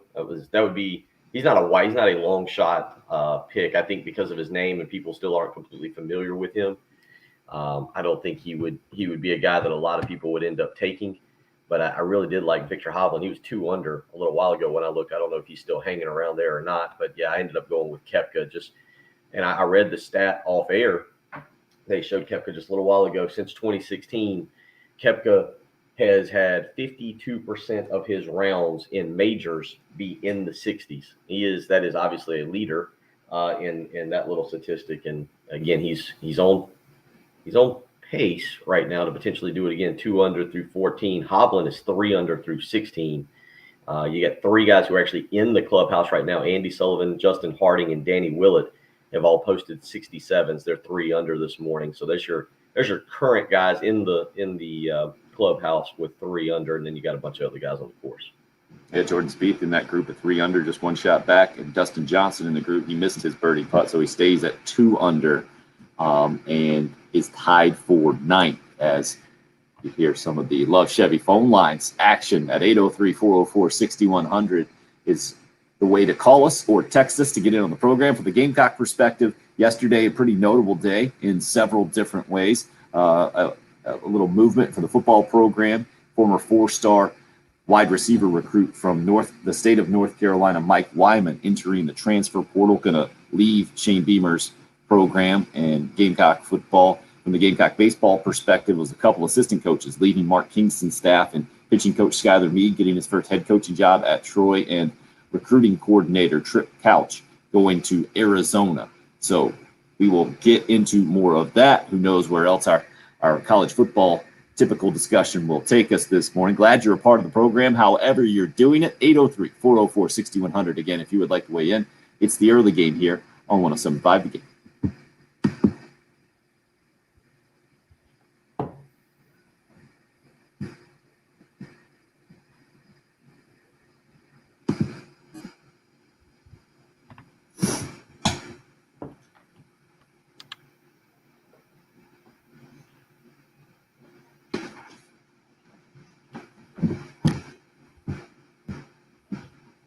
Challenging my multitasking skills this morning, trying to watch British Open.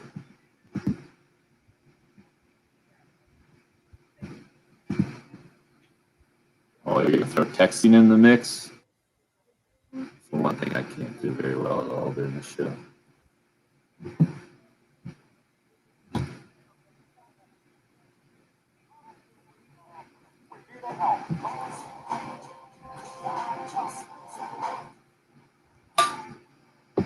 Oh, we lost Bill. No, I was reading more about people about this little goose situation up here. Just seeing if there was Everything all right over there? any new developments.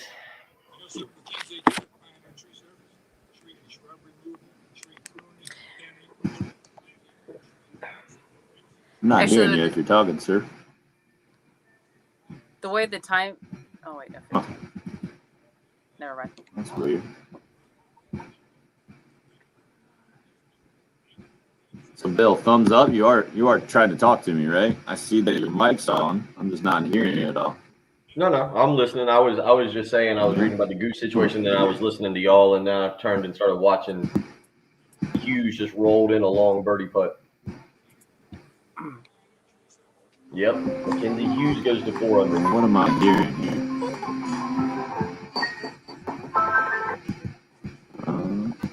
I don't know.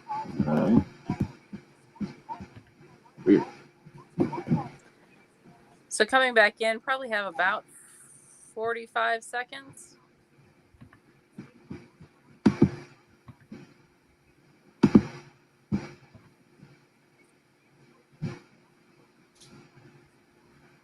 Jen, you're hearing Bill just fine through StreamYard?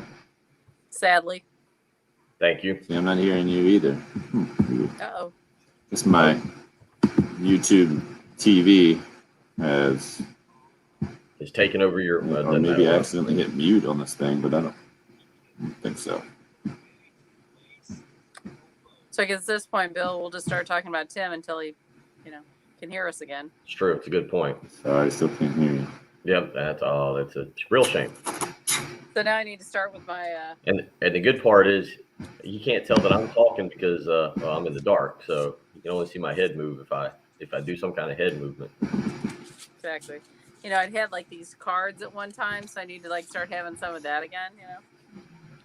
Make Yeah, some more. Ansley stumbled across I had my sign that said checking on bacon, be back in a minute.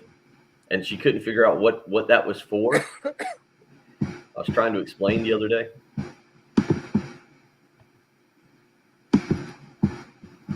That's funny. Well, I tried to do one yesterday when you guys both like disappeared, and I held up a sign and said, "Okay, let's talk NASCAR."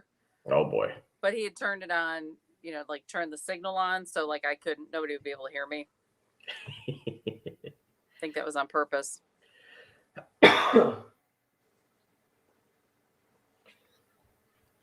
You thought I drank some. Sorry, still can't hear you guys for whatever Not at all. reason. Oh. Uh-oh. Tried to reload there, and I took off my British Open, but no luck. So I guess maybe going into this break, I will Anthony, I try to reset. Anthony, I got to admit, I think I've gotten, I don't mind this, but it gets hot behind me now. Yeah, they still have about 45 seconds. And I'm not really in the best, 45 seconds, guys. The best TV watching position, but Tim seems to really like the sunrise. Makes him happy. So That's what we stay care. here now. That's what we care about. Yeah. As long as Tim's kind of like the woman in the house. Tim's happy. If I take a day off, I have to just come set up the live stream with me off of it. All right, you guys are up.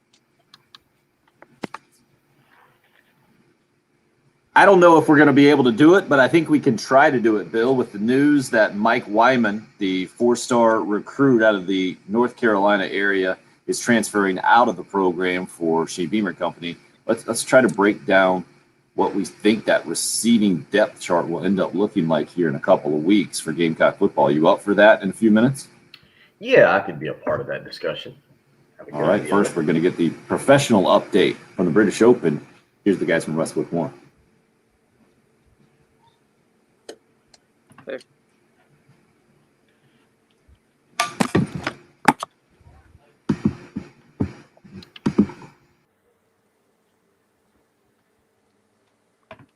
Nope, and Tim falls off. Yeah, so Anthony, I'll have to keep just doing this. Yeah, like I said, if we could figure out how to block out the sun.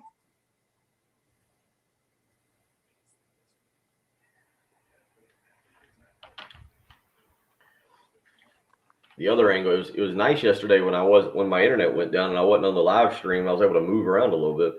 Yeah. All right, you're likely going to see me with an iced coffee here after this one. Hot coffee is just not doing it for me. No, it's a little warm for that, I would think. I've got one of those Starbucks pre-made caramel macchiato iced coffees, and then you can put a little bit of caramel drizzle in there with some whipped cream. Delicious. Still tastes like coffee? Depends on what your definition of coffee is. No, but if it has any kind of taste like coffee in it, yeah. I can do about one thing from Starbucks. It has a little bit of a coffee taste, but it's not terrible. But I'm sure it has like 4,000 grams of sugar. Oh, yeah. Yeah, no, that's definitely not healthy. But I did go to the gym yesterday. Got in there. Yeah, I got bar 3 this morning at 9:45. So. Yeah, I got in there. Did a little weightlifting. Got in there. Oh, no. We're back to Bill's routine. Right. And leave for a second, and Bill's talking about his workout regimen. Well, you really are disappointed that you missed my discussion of what coffee drink is probably coming up in the next break, where I'm going to go to an iced coffee, but it's one of those pre-made. This is what brought us to it. Coming back in. You're up. So good names at the top of the leaderboard with the British Open. We'll continue to keep you updated. Again, 46 after the hour, 7:46. Your next Westwood One British Open update, and we're definitely keeping an eye on it as we continue to roll on. Only thing to add was Dustin Johnson, 2 under through 7. I believe it is tied for 9th at last check. So, Bill, let's get back into Gamecock football. Mike Wyman transferring out, not necessarily a surprise after last year seeing the position overall struggle, and a guy who came in with some recruiting hype, never seen the field. So the numbers are large as far as guys that are candidates to take the field for Carolina. Who do you think leads the way, and what kind of production are you expecting? I know there are a lot of question marks involved. I feel like with Marcus Satterfield and the offense in general, but especially with who will contribute at wide receiver. After last year, it was Shi Smith, and then next to nothing from a receiver production standpoint. Well, we don't know. There's guys that have to step up, and there's guys that you want to try and step up. I think the two guys that you look and say that have to step up, that have got to be the leaders here, is DeCarrion Joyner and Jalen Brooks. That appears to be the two guys that most people are talking about, or at least the Justin Stepp and Shane Beamer have highlighted coming out of spring ball as guys that they're hoping will be cemented into that starting lineup. So, what can DeCarrion Joyner do now as he goes through a full off season, working with Justin Stepp to try and develop the wide receiving skills. I think he caught 1 or 2 passes in the spring game. Obviously, they didn't throw a whole lot, but he's one of those guys as well. Again, as is Jalen Brooks, who they were very high on coming out of the spring. And, last year, obviously, there was a lot of hype around Jalen Brooks. He finally gets an opportunity to play, had some drops, but towards the end of the year, at least was catching the ball with consistency. So that's something he's going to have to do. So you look at those two guys, to me, Tim, as being two guys that have to be counted on this year. Behind them, I would say that there's four guys that I look at that you need one or two of them to step up. That you're hoping you can get something, and that would be the transfer from Georgia Tech, Amarion Brown, who's supposed to be the speed guy of the group, broke Calvin Johnson's freshman touchdown record at Georgia Tech 2 years ago, and is a guy that was a little dinged up, didn't play in the spring game. Smaller guy, more Ace Sanders-esque, 5'9", 165 pounds. But he's a guy that can be because they don't have a lot of speed at the wide receiving position, he's a guy that you're hoping steps up. Behind him, I'd put a guy that was a big-time recruit, Ortre Smith. Obviously, he's dealt with injuries, opted out last year, but his freshman year had 30 catches.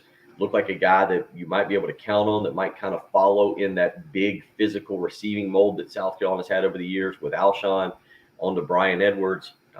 We'll see how he looks this year. Certainly, we know that Ortre Smith is a good football player. The question is, how healthy will he be this year, and how much of an impact can he be? So that's two guys right there. And then I think you're looking also at a third guy, Josh Vann. Big-time recruit. South Carolina actually beats Georgia out for him. Certainly has not had the career that he thought he would have, that I think people thought he would have when he came over. One more year. Can he have that kind of senior year where you step up and you play above everything else that you've done the previous three? And with Josh Vann, he's a guy, again, highly thought of coming through the recruiting process, has not lived up to the hype. We'll see if Justin Stepp's able to get something out of him. And then maybe the wild card of the situation, Xavier Legette, a player that was a quarterback at Mullins, has come and played wide receiver at South Carolina, had some drops last year, then got injured. A lot of talk about his potential, but it's just that. It's potential. It's not production. And so those four guys, I think you're hoping one or two of them are able to step up and give you something so that you've got three wide receivers that you can count on. And then there's two other guys that are very interesting to me, two guys who were freshmen last year, Rico Powers and Jakari Caldwell, two guys that were good recruits. Jakari Caldwell was the number one wide receiver in South Carolina 2 years ago and elected to choose, I think, came to South Carolina over Tennessee. 6'5", 200 pounds, so a taller wide receiver, kind of a red zone type guy. What does he do? Is he able to develop it all? And the same thing with Rico Powers. So, again, you're not looking at this group as a whole, and it certainly would not be inside the top 10 in terms of receivers, receiver position groups in the SEC. It's a group that has to prove themselves and has to go out and help whoever the quarterback is going to be, Luke Doty or Jason Brown. If you want me to guess at the starting lineup against Eastern Illinois, I think it'll end up being Joyner and Brooks. And then if they go three wide receivers, I could see Josh Vann getting in there. I could see Amarion Brown being in there if he steps up, or Trey Smith or Xavier Legette, one of those four guys fighting for that third spot. You classifying E.J. Jenkins, the transfer from St. Francis, 6'7", 235, whatever they're listing him out, as a tight end in this discussion? Yeah, I don't listen. I think he'll be lined up. I don't know how exactly you'll classify whether they split him out or line him up kind of in that H-back type role there on the line. I don't know, but yeah, I put him more in the tight end position. Who do you think will be a bigger weapon? Which position do you think will be a bigger weapon in this offense, wide receiver or tight end?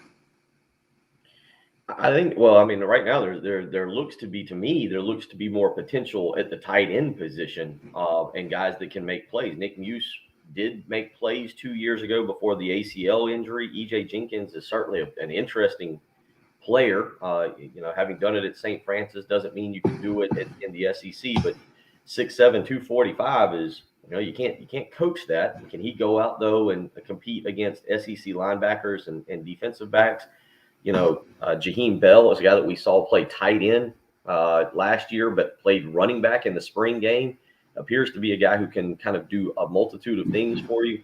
And then they really like Eric Shaw, who is another athlete that they're very high on and thinks has the opportunity to go in and kind of make some things happen. So I look at and that's not counting, I guess, Kevion Mullins, who had one big game last year and is still kind of hanging out there and is a guy that they really like, again, at the tight end position.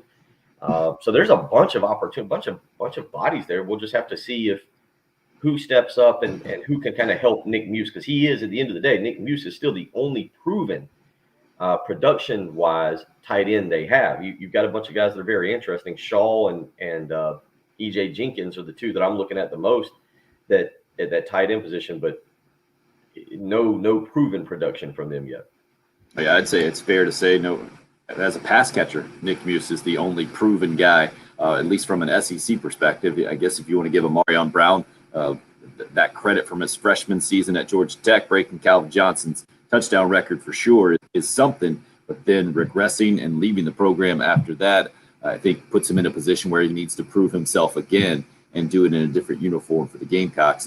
I think it's the most intriguing position for South Carolina by far, the wide receiver position, and how Marcus Satterfield and Justin Stepp are able to develop those guys, I think will go a long way into determining what kind of offense we'll see from Gamecock football this season. We'll continue to discuss. Love to hear your thoughts at 803-404-6100 is the number you can call or text. Kick off the second half of the early game coming up next here on 107.5 The Game.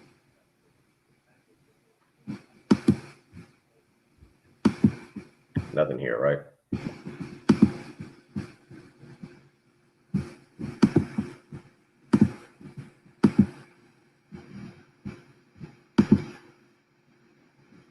I don't know if this is good news or bad news, if it's a good sign or not. One of my one-year-old's first words, he got it out yesterday. He's been saying cookie for a while, but he got out chicken yesterday. I don't know how he gets out chicken. He's loving it, and more of it is staying on the high chair these days than going on the floor. That's a good thing at my house for sure. Also a very good thing was Zero Res coming out in my house a couple of times. Zero Res Carpet and Air Duct Cleaning has done a great job cleaning my carpets, my tiles freshened up in both the kitchen and the bathroom, cleaning an area rug for us as well. I mentioned my one-year-old because he has me much more familiar with my floors these days than ever before. But I've really appreciated not only the job that Zero Res has done, but how they have done it. When Jesse came out to my house, hooked up his equipment to my just a little nozzle, my spigot in the garage, and ran all of his equipment right up because they have a patented powered water system. No harsh chemicals involved. That meant something at my house. I had nothing to worry about when it comes to our kids. And also, it means no leftover soapy residue. Has kept my carpets cleaner longer. Yours will be as well when you give Zero Res a call at 803-262-4020 or check them out online, ZeroResColumbia.com. Great deal for you right now. 3 rooms of carpet cleaned, only $119, plus a free hallway when you mention me, Tim Hill. That's Zero Res. Spell it backwards or forwards. It's the right way to clean.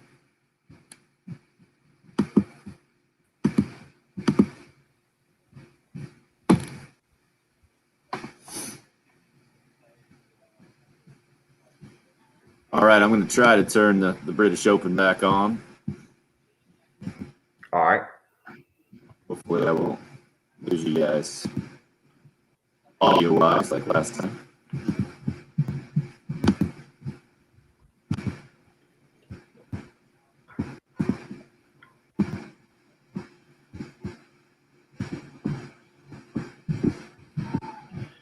All righty. I can move the van out. I probably need to do that right now. I was wondering, you didn't do that yesterday either, or at least I didn't see you do it. Definitely did it yesterday.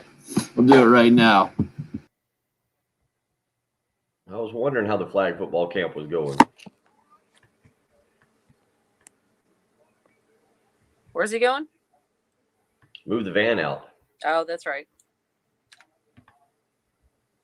which raises the question, how much time do we have? His driveway's not that long. That's okay. I think it's just... Oh, let's see if Koepka can stick it tight. He's only 3 minutes. He's good. Oh, he's good. He's good. Yeah, plenty of time. Oh, nope. Stay on. Don't go on the false front. Oh, Koepka. Kepka puts it to within 6 feet, but has backspin on it. It comes off the front of the green. Apparently, I didn't train him well. Or maybe it was 10 feet. I don't know. It was close. He would have had a great look for birdie. Oosthuizen, he's got a birdie, and he's at 3 under.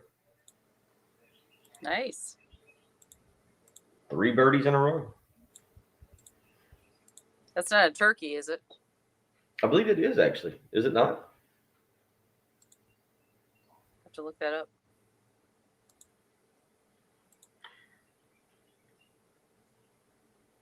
Craig, I'm having a hard time paying attention to 2 things here because my screen is here, television's here. Normally I'm sitting back over there looking directly at the television, but because Tim needs a view, I'm currently doing both here. Mackenzie Hughes has had Spieth has gotten to 3 under. And I was correct. I looked it up. 3 birdies in a row. 3 birdies is a turkey. Yeah. Look at you with your golf What? knowledge. Nobody calls it that in golf. Well, that's because none of us make 3 birdies in a row. Right? It's true. No real reason for us to know that. No. Are we doing carry at 8:25? I never saw like a response. Well, I figured if we didn't do that, if we get out, I just counted, and if we got out at 40, we'd be okay to do the, introduce the update, and then we're at 48 and could go right to him. So, But are we doing the 8:25? I mean, I gotta start getting this NASCAR pick geared up in my head. yeah, okay, whatever. I don't know. What are your After thoughts? I should have won last week. That was brothers racing. That was pretty fun. So I don't know. Is 48 okay, Tim, or would you rather try to do the 25-ish, 28? You talk for carry in the 8 o'clock hour? Yeah. Yeah, we'll do 48 if that works for him. Yeah. We'll be done with all the spots by 48. We'll take it. Exactly. So, but we do have to go in at 40 because it's about a 5-minute break. Yeah, but that's 8 o'clock you're talking Yeah, about. yeah. He was just asking, because he's prepping and all. All right, I'm going hour by hour. Big ideas guy over there. Yeah, right. Always thinking ahead, Tim. But for this segment, will we be good to go to 46, Jen, or should we get out by 40 as well? I'll count and I'll message you guys Okay, thank you. because we're back in now. You guys are up. British Open well underway. Royal St. George's is the course this year in England, and the story is that it's a lot greener. The weather is a lot nicer than a lot of typical British Opens have been in the past, but the good luck if you hit it into the mess. And Dustin Johnson just dropping a shot. He's 1 under now through 8, I believe, in the top 20. Still at the British Open. As things are just getting underway, and we'll keep up to date as much as possible. Westwood One update coming up again at 46 after the hour. We talked a lot of Gamecock football in the last segment. 803-404-6100 if you would like to join with any of your thoughts as well. And the wide receiver position, I think, probably the most mysterious in a lot of ways, just because of unproven guys there and a lot of candidates for sure. Bill, let's switch gears and go back to Gamecock baseball right now with Skylar Meade as the pitching coach, having done a tremendous job. And that was kind of your takeaway from the Major League Baseball draft, where 8 guys went from the Carolina baseball program, but 6 of those guys were pitchers. And it goes to show you the job that Skylar Meade did recruiting and developing guys. And now he's going to be doing it as a head coach for the first time over at Troy. And not only is he leaving the Gamecock baseball program, but Trip Couch as well, a longtime Mark Kingston assistant, dating back to his South Florida days, moving on to Arizona. What do you make of the movement from yesterday? To me, I'm not surprised that Skylar Meade got his first head coaching opportunity after the job he did in 4 years at Carolina. I think when you succeed as a pitching coach, we saw Jerry Myers get the opportunity to do it maybe more than a decade ago, I guess, at Old Dominion, after being Ray Tanner's pitching coach during the first time around. And then he obviously returned to Carolina after that Old Dominion head coaching tenure but we've seen it before. If you succeed in the SEC as an assistant coach, those opportunities are going to be there. But now, where does this Carolina baseball program go is my question under Mark Kingston, looking for what kind of basically results in an all-new coaching staff. That's a good question, and I don't know how people feel about this. It feels like people complained a little bit about the pitching staff this year. They complained about obviously the approach at the plate and the hitters, which I don't want to say was necessarily all Tripp Couch, but I believe one of his titles. I looked up his bio because I wasn't very familiar with what exactly his role was outside of recruiting coordinator, but he. I think he had some role with the hitters. So maybe this is something that people like. Kind of, all right, the program has hit a level. Now people want it to go further. You and I kind of talked about that at times this year. I know people are upset that South Carolina didn't get out of the regionals. I'm not going to tell you shouldn't be upset, but South Carolina baseball was better this year. I don't think that there's a question. They're better than they have been. I don't know if that's good or bad. They weren't very good for the last several years. Let's be honest about it. They were better this year, but they also weren't elite. They are not elite. So maybe this is an opportunity to change things up a little bit, to bring in a guy or two who has a different set of eyes, a different set of opinions, and continue to build this baseball program back to where it was. I don't necessarily know, again, the financial aspect of it. Think about this now. We've talked a lot about this. You bought out Will Muschamp. We know the contract situation, whatever happened with Frank Martin. How much money does South Carolina has to spend on baseball assistants? Is Mark Kingston going to be a little tied up here when it comes to trying to go out and get a quality pitching coach or a quality other assistant? Is money going to be an issue here? I think that's an interesting question because this is still a premier job, even as an assistant coach. If you come to South Carolina, Skylar, we've seen Mark Calvey, we've seen now Skylar Meade. You come to South Carolina as an assistant coach and your group performs well or you do good things, your name gets out there as a potential candidate for other jobs. So it is an attractive job for assistants if the money's right. So I'll be interested to see if money is a factor in this. If you're trying to go out and get a few other high profile assistant coaches to come in, and again, just put a new set of eyes on the program, maybe some new ideas, some new concepts into what the Gamecocks are currently doing. Yeah, Mark Calvey is probably the best example of what I should have used talking about Skylar Meade, especially now that they're going to be in the same state as head coaches. Calvey has done a great job down in South Alabama. Been there for a long time since helping the Gamecocks win that first national championship in 2010. I'm a little confused, though. Why would you think that the Gamecocks would not be able to pay a premium salary for a really important hire in a pitching coach, especially for Mark Kingston right now? I don't know the financial situation down there. Do you?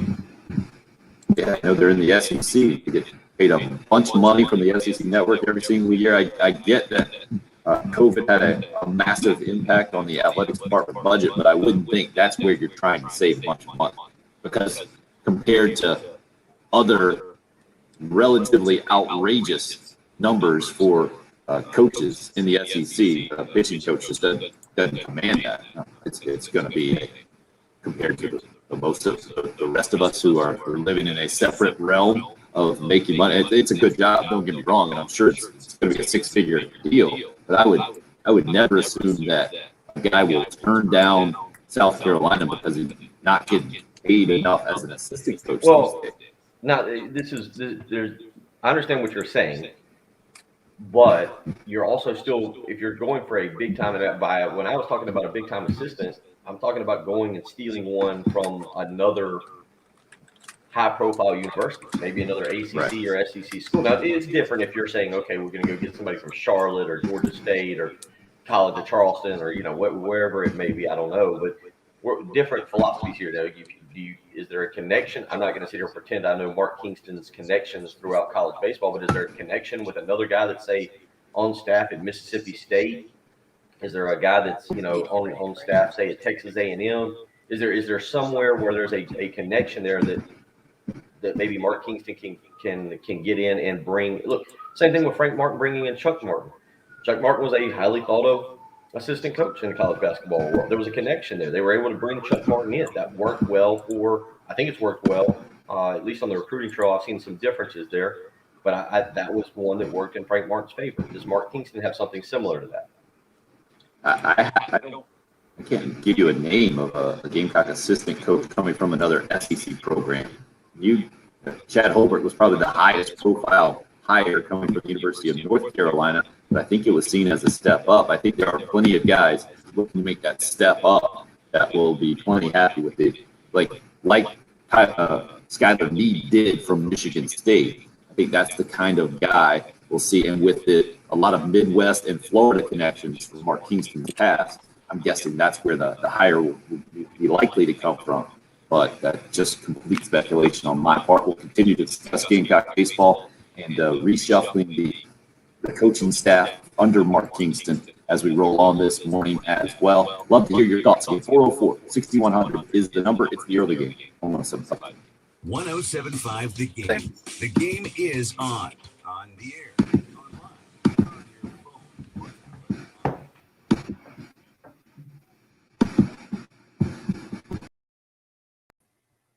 Oh, big morning around here. Again, a lot going on, a lot to get into, especially if you're talking about like the British Open and all that's happening. We'll continue on with that in baseball talk. But first, got to tell you about the mortgage guru, Jacob Crowder with First Palmetto Bank. You can give him a phone call this morning, 803-719-1005. Jacob and Brian Kovar helping people across the Midlands save money on their mortgage. How?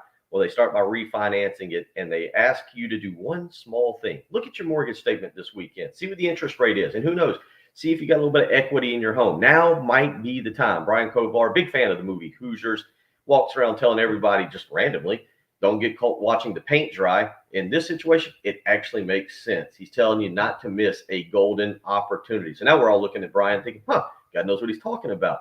Find out for yourself. Give Brian and Jacob a call today, 803-719-1005. You can email Jacob, the letter J, Crowder, CROWDER at firstpalmetto.com. Don't get caught watching the paint dry, which means don't get caught missing a golden opportunity. Give the Mortgage Guru team, Jacob Crowder, Brian Kovar, a call today, 803-719-1005.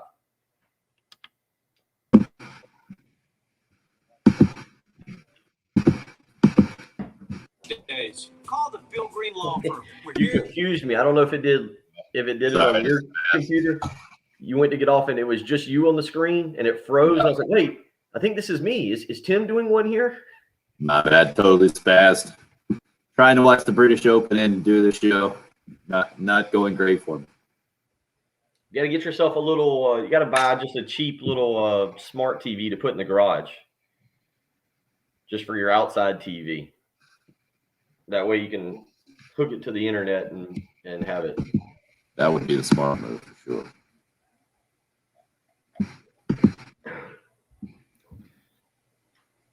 Is it a single garage? It's a double garage, isn't it? Could you put two cars in there? Yeah, it's a big one. I'm lucky. So when I was, how tall is the ceiling? It's the tallest ceiling we got in the house. So when I was younger, we had a basketball goal. Not, it wasn't regulation, but it was probably about 6 or 7 feet, and we were able to put it in the garage. And if it was raining or something or cold, back the cars out and have an indoor basketball facility. Beautiful. You can get some tape, put some lines on the floor. Yeah, used to do that. I had a little Wake Forest goal, probably like this wide with a little rim on it back in the day. Yeah, put it in there. That way get the kids even more fun. Open up the garage and let them play. Yeah, use the little tiny the little tiny basketballs. You know what I'm saying?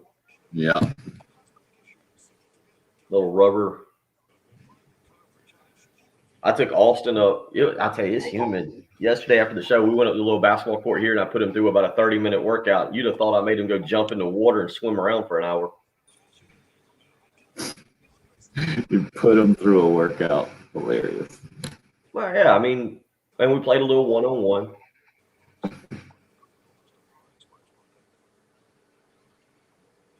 You know, it worked him out because it's individual workout times and not for the full group workout. Worked on the shot. Worked on a little bit of dribbling. So I'm going to just meet the update directly. Cool. We're pretty close. It is getting warm sitting right here.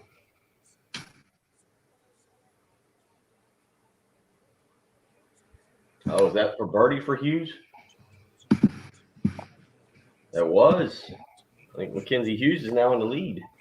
The outright leader. Nice. Dustin back-to-back bogeys even.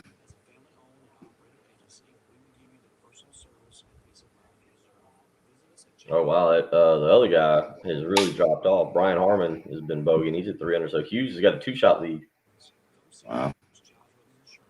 Paul Casey wraps it up with a 2-under. Okay, I'll take that. So I need to fill here, right, Jen? No. Got you. Just playing the Herndon. Perfect. Nice job.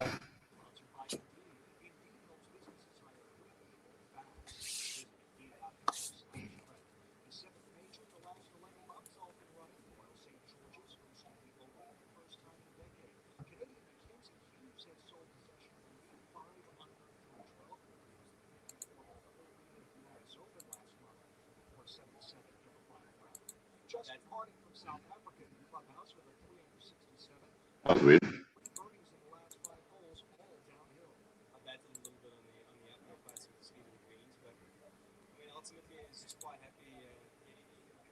I think today's the day that guy, that whoever the secret welcome home from Sunday is supposed to go public.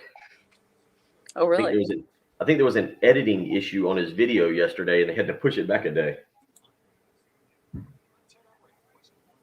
What a world. I you know what?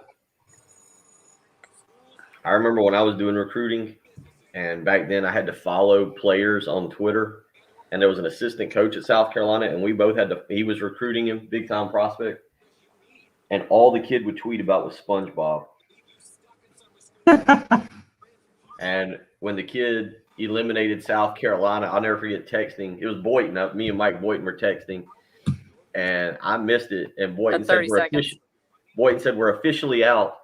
I can unfollow him on Twitter now and not learn about SpongeBob anymore. Perfect. And clearly this kid is now dominating in the NBA. He went to the NBA. Wow. All right, got about 10 seconds. 10 seconds to what? No rejoin? I deleted. I was just trying to match or meet. I'll be better. You're up. I had no idea it even pertained in golf. The 3 in a row, like you get 3 strikes from bowling. I'm with you on the turkey. Mackenzie Hughes has done it twice already this morning through 12 holes. Has gone 2 different 3 straight birdie runs at Royal St. George's to have that 2-shot lead at the British Open. Impressive start for him. I always feel a little bit bad though, Bill, for I guess feeling bad is not the right way to put it, but I understand the difficulty of going wire to wire at a major, especially for a guy who isn't a proven major winner already, and feel almost like it's just inevitable. Brian Harmon was the first guy who jumped out to a hot start. Now he's struggling to drop back. And I feel like Mackenzie Hughes is just kind of testing that after he sits so well positioned, 500 through 12. Dustin Johnson, the Columbia native, was in great shape. R5-7, 2 under, right beside the green in 2, and ended up making par there, and now has gone back-to-back bogeys to finish his front 9 even. So that momentum going the wrong way for Dustin Johnson after a good start. We'll continue to monitor the British Open for sure, which, Bill, do you like seeing typical British Open conditions and guys having to slug through a bunch of wind and rain? Because that's not really what we're seeing. It's a little breezy, I guess, out there today. But the weather's supposed to be pretty good for this year's Open. Yeah, they were talking about that on the Golf Channel yesterday, and they were kind of laughing. It was Justin Leonard and I believe I don't know who the host is, but they were discussing the weather, and they were saying like, "Oh, this is not going to be a fun Open to watch because The weather's not going to be how it typically is. It's going to be actually nice conditions. The players aren't going to get a true British Open. They were upset about it. I feel like if you asked the players that question, they'd be like, "No, this is perfect." And you mentioned that it was when I flipped on the television, they were talking about that this morning. They said it was in the 70s, slight breeze. Let me ask something, because I've never thought to look this up. And the British Open rotation is, I believe, is it 11 or 12 courses? You know off the top of your head? I do not. 12 sounds right, but I'm not. I would not put any money on that.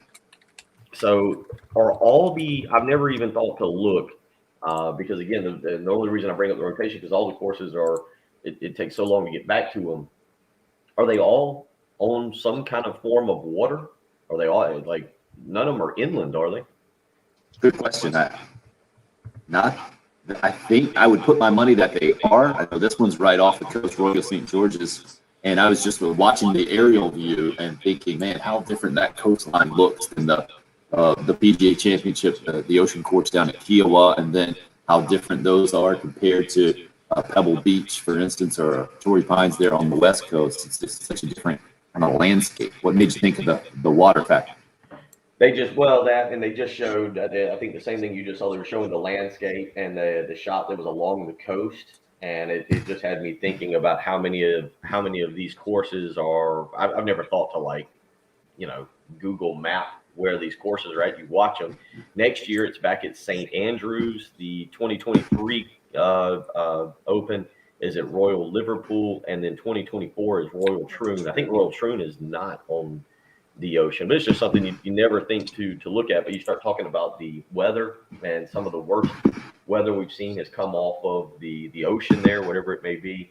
The weather, depending on which side it is and which country it is, but always entertaining. And it, to me, just seeing the different landscape of it as compared to what we go and play here typically here in the States, and then also the landscape that we see when we watch a PGA Tour event as opposed to what you're looking at over there. Speaking of international events, Dawn Staley and Asia Wilson getting ready to take Team USA over to the Olympics, and kind of a warm-up last night playing the Team WNBA All-Star. Basically, the All-Star game. It was Team USA versus Team WNBA. Asia Wilson ends up finishing with 8 points. It was an 8-point loss for Team USA in that game to Team WNBA. And after that, when I saw where Sue Bird, the point guard, says the Team USA not quite a team yet, which is kind of what you expect. Not a great trend, though, for either Team USA these days to see losses in exhibition play. I think much more alarming from the men's perspective to see it to other countries as opposed to a WNBA All-Star team. But it will be interesting to see kind of how that tracks as the Olympics keeps inching closer. And Bill, I feel like I know we talked about it from the college football context about how different last year was. Obviously, Tokyo 2020 was set for last summer and not this year. But this is gonna be the weirdest Olympics ever, isn't it? By far. I mean, I almost feel like there's a portion of it where you're asking, are they going to be able to? Yeah, obviously they're going to go through with it unless something changes. But do you have odds on them being able to finish it? Like, would you be completely shocked what does that even they mean? Get over there and they go through a week and all of a sudden they have to completely change everything and call it off? I don't know. It's a mess, unfortunately. We've seen so many different sports be able to make the adjustment in the COVID period last year that I feel like we're almost over. We're past from the American standpoint, in that last night, man, Milwaukee was jumping in the NBA Finals. There are people all in the arena and then outside the arena, and back to how things would have been before pre-COVID. And 30. Clearly, it's not the same situation in Tokyo with the state of emergency declared there and the whole deal. It is going to be very difficult, it seems like, from the outside looking in. But maybe it's because we've already worked through all of that stuff and are kind of on the other side of it. I think we're all pulling for a fun and entertaining games to happen. But I'm with you. The question mark, it seems to be a big one right now. We're headed to hour 3 here on the early game. Carolina had women's basketball coach. Always, I would say, Trey. So Bill, the script just came in. We got Durant, Lillard, and Beal, and all those guys. I don't know if I put my money on it right now. Did he send the script? The second email. Because I'd asked for it. You guys gonna record something? Did he hold on real quick? Did he send the script to you or to me? I don't. Oh, he just sent it directly to me. Let me forward Of course it to he you. did. Sorry. But of course. All right, forward that to me. We'll do this real quick. You guys talk on the old access from We here? will. All right. So I'll give you at least a little British Open commentary here as I have it on. Dustin Johnson on number 10. Lengthy birdie putt, it looks like, as he's looking at his notebook. I guess you'd call that maybe a green book, but I love how he and Austin go through the putting process. Oh, now I'm having internet issues. Come on now. Apologies for any internet issues. Thanks for your patience hanging through this thing. Okay, Trey, you want to go to... No. Maybe it changes my reaction, but it doesn't change the expectation that Team USA in basketball should win the gold medal. Every international competition, you're never going to be able to convince me otherwise. Maybe that's the old school, very uncultured way of looking at things. But that's just how I see it. I mean, unless if you had we have a team of all-stars. Other countries have a team of NBA players. There should be a big difference there, right? We get to pick the best of the NBA players. They get to take what they got. It doesn't make any sense that they would be better, but to me, it's all about a kind of an emphasis and a buy-in from the players, and clearly we need some work with that. Good putt from Dustin. Should be a tap in. 2-footer maybe. 2-footer for par on 10. It looks like he's going to stay even right now. 5 back, I think it is. And it's Hughes is at 5 under. The more interesting guy to watch today has been DeChambeau, as he's taken an iron off the tee, 551-yard hole. Why wouldn't you hit a 4-iron? Sure. Smashed it probably about 330. Unbelievable. In the fairway. What you got to be in this one. They go to Shane Lowry in knee-high rough. Dude. I don't know how they do it. Chopped it right out. Great shot. Oh, right at the stick. Almost knocked it in. Unbelievable. How do you not pull for a guy like Shane Lowry, who I don't think has done anything at all since winning this thing last? Another reason why I like him. Let's see what Trey's saying about basketball. My thought is that there appears to be too many Chiefs, not enough Indians. Yeah, that's the thing with the all-star teams, basically. You get a bunch of scorers out there. Good luck. Everybody wants the ball. Everybody wants to rebound. Do the dirty work.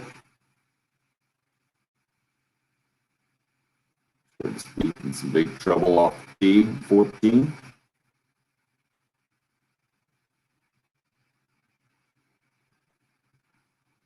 But you would think they would have recognized that by now. I mean, Greg Popovich knows that, right? He's the coach.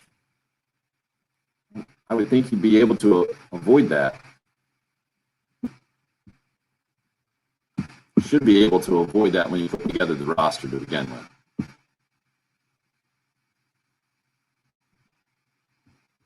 But I think it'll basically come down to Kevin Durant is one of the best players on the planet. He's nearly unguardable. If he plays well, they'll win gold. If he doesn't, they won't. How's that for completely oversimplifying international basketball? All right. Got a real golf expert weighing in via email this morning about the coastal courses for the British Open. Wait until Bill gets back to that. Oh, did you guys see the brutal news for the NFL yesterday? Ugh, what a terrible day. So if Patrick were on the show, which he's helping fill in for Keith's show this week, producing Keith, but Dwayne Haskins reportedly punched in the face and lost a tooth, which is never a good thing, but the reason it's mainly a headline is that it was his wife who did it when they were celebrating. They're supposed to be celebrating getting married in Vegas. And then the Richard Sherman thing from yesterday was really disturbing. Got arrested at his in-laws' house. What is this? You see the Richard Sherman stuff from yesterday, Bill? Yeah, wasn't he involved in a hit and run? Well, that's what they're investigating. It's separately from the incident at his in-laws' house. Oh, I didn't see if there was something different of it. Yeah, he got arrested and charged with suspicion of burglary, domestic violence. It sounds to me like basically they threw him out of the house, or he wasn't welcome in the house and he tried to go in. Okay, well, it doesn't sound And good. when police came to get him, he basically had some issues there, and I guess a police dog was sick on him, and an officer had some injuries, and it was a mess, man. Yeah, it sounds like a disaster. Absolutely.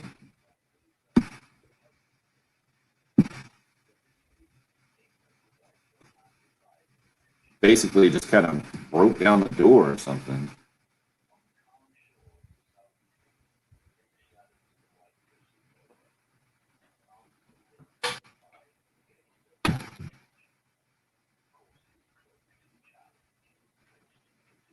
So it was like 1:50 in the morning when he was trying to get in the house.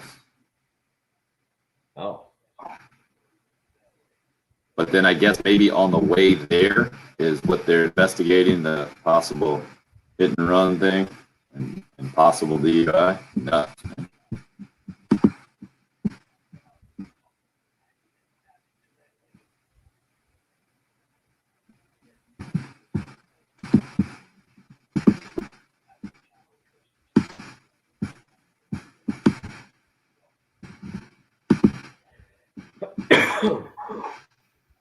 doesn't sound good. Jen, can you, do I have a live this hour? Could you put it in the chat if I do? Because when I when I logged out and logged back in, it goes away. Last one I saw from you was the 7:33 message that you sent. Thank you.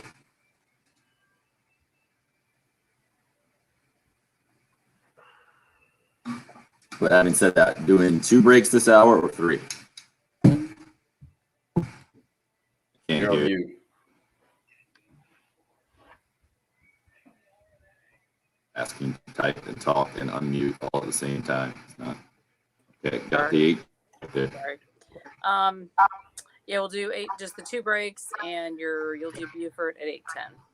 Got it. In there.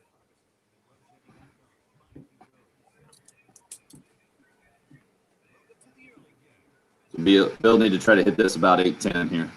Okay.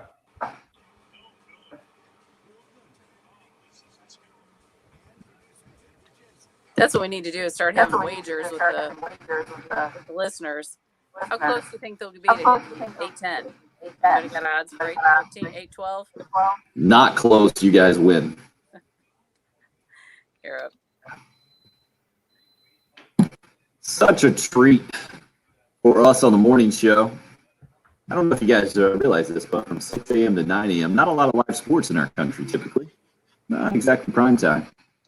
Fortunately, the final major of the year does not happen on our soil these days in one of our time zones. The PGA Championship, having moved things to the second major of the year, makes the British the final major. So it's kind of a bit jarring, I think, Bill, that things are going to be done by July 20th from the major golf schedule, as opposed to the PGA used to always be in August, I felt like, and stretch out a little bit more towards football season and kind of be a clean break there. But the way that they have moved that up, I do like it. I think it's smart by the PGA Tour or those that are in charge of golf. And now we get the British Open this weekend, which seems to be off to a really interesting start in a variety of ways. Dustin Johnson even through 10 at last check. It's Mackenzie Hughes at 5 under with the early lead so far, and a lot of good names. Jordan Spieth is up there on the leaderboard. DeChambeau is kind of fighting it at over par. Brooks Koepka is under par at last check and towards the top of the leaderboard. So a good and always puts us in a good mood, I think, to have the live sporting event on during the morning shift. Yeah, it definitely does. You're exactly right. Koepka bogeying 18 to finish 1 under. But yeah, you got this. I'm with you. And it's funny you say that because I don't know. It just obviously last year was weird, and 2019 feels like forever ago. What you just said though about the PGA and being and this wrapping up the major events for golf was kind of odd to hear you say that, because I'm 39 years old. You grow accustomed. What is it? How many years when did they move the PGA to May? Did it start in 2019? I think it did. Is this only the second year we've had this? I believe so. This type of rotation, because obviously last year it would have been, but right. And it is strange because you're right. I'm used to the PGA. What is it? Glory's last chance. Wasn't that the TNT or TBS tagline for it? I believe something like that. Did he buy into that? That sounds right. Sounds good. Let's go with it. Yeah, it sounds good. If it's not, it should have been. But I say all that just because you're right. I like it, but I like the PGA moving up a little bit, I guess, to May, and how they do that now, one a month: April, May, June, July. But when golf starts, when we flip the calendar at the beginning of each year, is when I start getting a little bit excited. Like, all right, come home on a Thursday afternoon, relax a little bit, flip on the Golf Channel, catch the Sony Open, or maybe the Players Championship, or the Farmers Open. Every tour you get out to watch Torrey Pines, you see the warm weather in Hawaii and California. That lets you know spring's on the way. And you're right, after this weekend, you do have the Ryder Cup. You got the Ryder Cup this year at Whistling Straits. But yeah, you kind of tune out. You check out of golf, right? Like I couldn't tell you the last time I started watching golf in September on Saturdays. Obviously, I'm completely into college football. Sundays are more of an NFL day for me. So you make a great point about how they're doing that, and it is a strange rotation because 2019 I think was the first year they did it, and then this year getting back to normal and seeing everything. I had not thought about it in the way you just phrased it. Well, the PGA also tries to sell that FedEx Cup run that they have to the end of the year now. I think maybe they sell that a little bit harder because of the lack of majors. But for those of us who are invested heavily into college football, I don't think it takes quite as well as they would like it to, or at least hasn't started to. It might depend on how those battles and who are in them. Like if Bryson DeChambeau and Brooks Koepka are battling it out for the FedEx Cup, maybe I'll be more invested this year. But that is a ways away, and we will have our attention firmly attached to this weekend over in England on the coast. And by the way, you mentioned how many British Open courses were close to the water. Our buddy Craig, the golf expert on the show, hit me up on email and says Carnoustie is an inland golf course over in the British Open rotation. Every other one that he knows of is on the coast: St Andrews, Troon, Turnberry, and Muirfield, as far as the Scottish courses that he's familiar with instead. So just a note there. Certainly talking to a bunch of Gamecocks this morning, as usual, with the news yesterday that Skylar Meade is out as pitching coach and moved on and got his first head coaching job over at Troy. Another Mark Kingston Gamecock baseball assistant, Trip Couch, also leaving the program, going to join his buddy Chip Hale at the University of Arizona. So an opportunity for Mark Kingston to mix things up. Bill, I know we've heard Frank Martin say, he used the exact phrase that you did, that you saw coming. talking about the Gamecock basketball program was going to have to hit the reset button. And this was when we thought even the future of Frank Martin was kind of in doubt. And he said, no matter who's going to be head coach, it's going to be a new look team. And clearly that's what Frank has, with 5 transfers in, 7 transfers out. And those guys, by the way, a lot of those guys, I think maybe all 5 of them, are going to be speaking publicly for the first time today and making their first comment as Gamecock. So something to keep an eye on, and I'm sure the afternoon guys will have plenty of those comments. But now a bit of a reset for Gamecock baseball as well. We will discuss that as well as a transfer for the Gamecock football program going out, not coming in, for Shane Beamer and company, which is the rarity these days for his program anyway. That all coming up at jam-packed hour 3 today, with the live British Open updates coming your way at 16 and 46 after the hour. 803-404-6100. If you would like to join, you can call or text here with the early game on 107.5.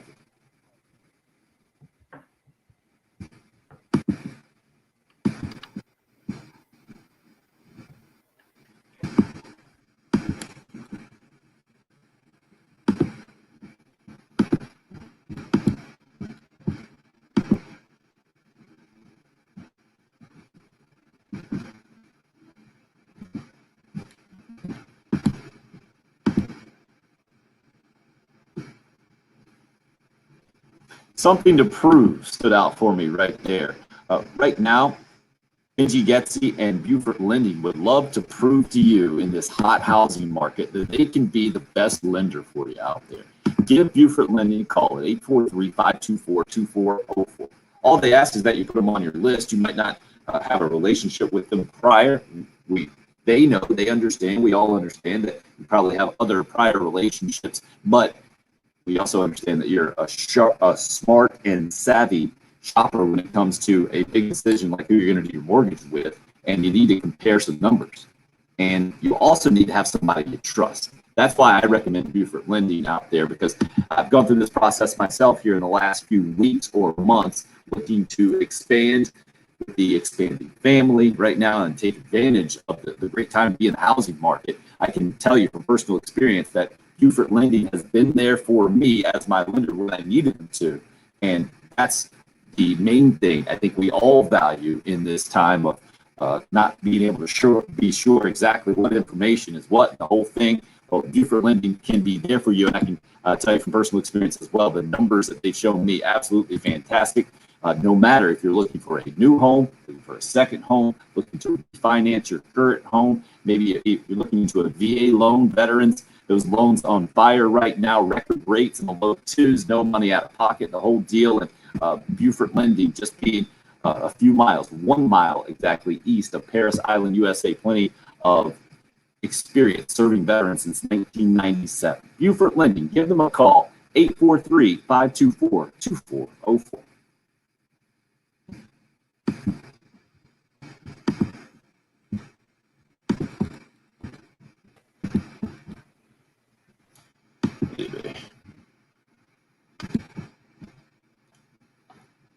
Got those strobe effect going from not blocking the rising sun there on Lake Murray, so we'll get them back up here in a sec.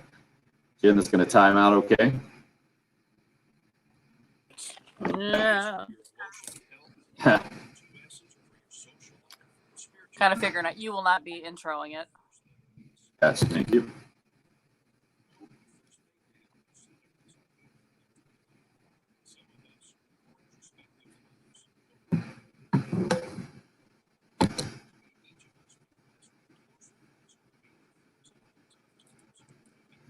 Back to the British Open.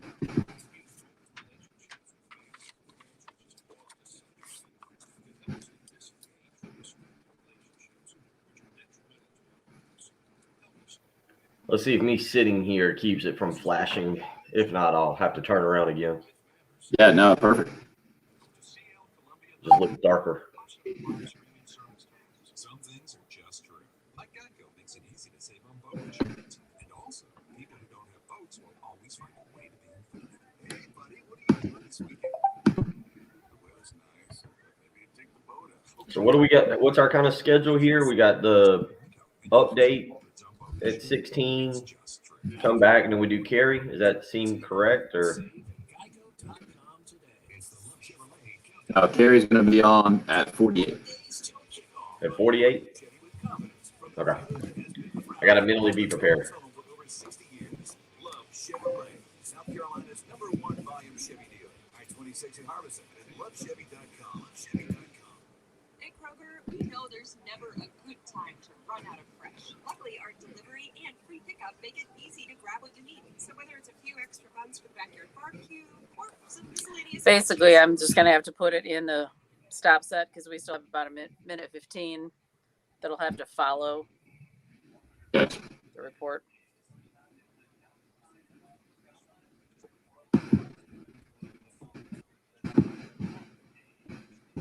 Ooh, 7,100 yards. I didn't realize it was 102 bunkers. Pretty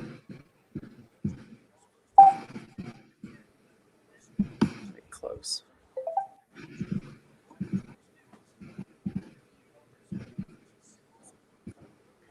I like my new strategy that Patrick kind of talked about, just in terms of like a bucket. It kind of shot up my list of a bucket list item to go to.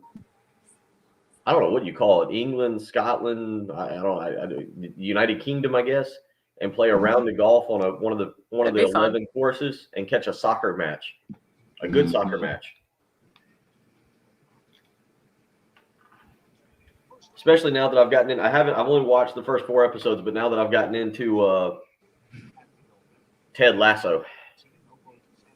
I need to watch that. Yeah, I think it's right up your alley.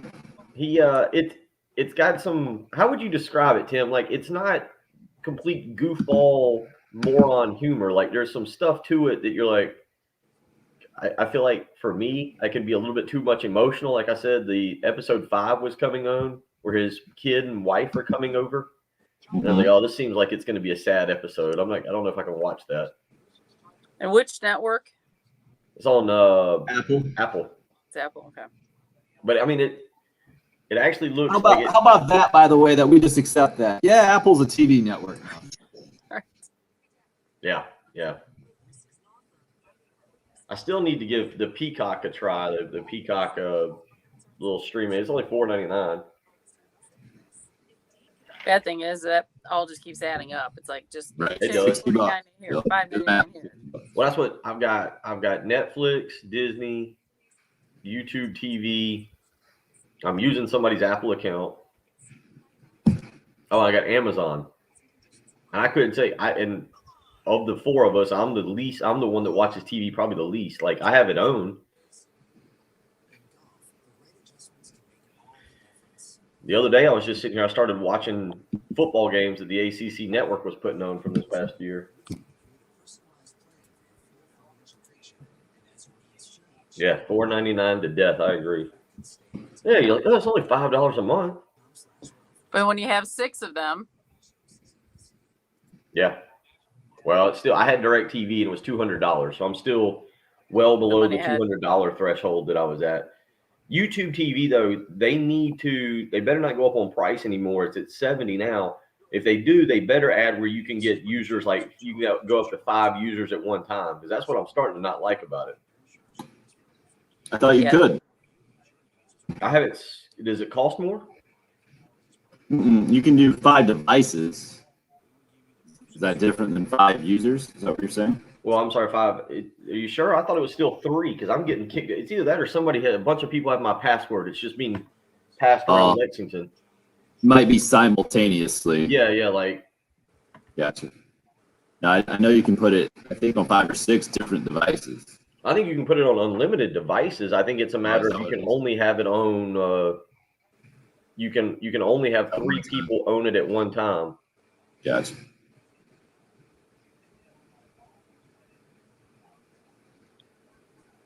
all right, about to start hitting the return.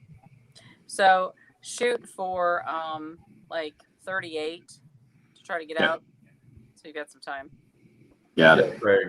And Craig, that's what I'm saying. They need to go if they're going to. I haven't seen anything where they plan to raise prices, but you know what's going to happen.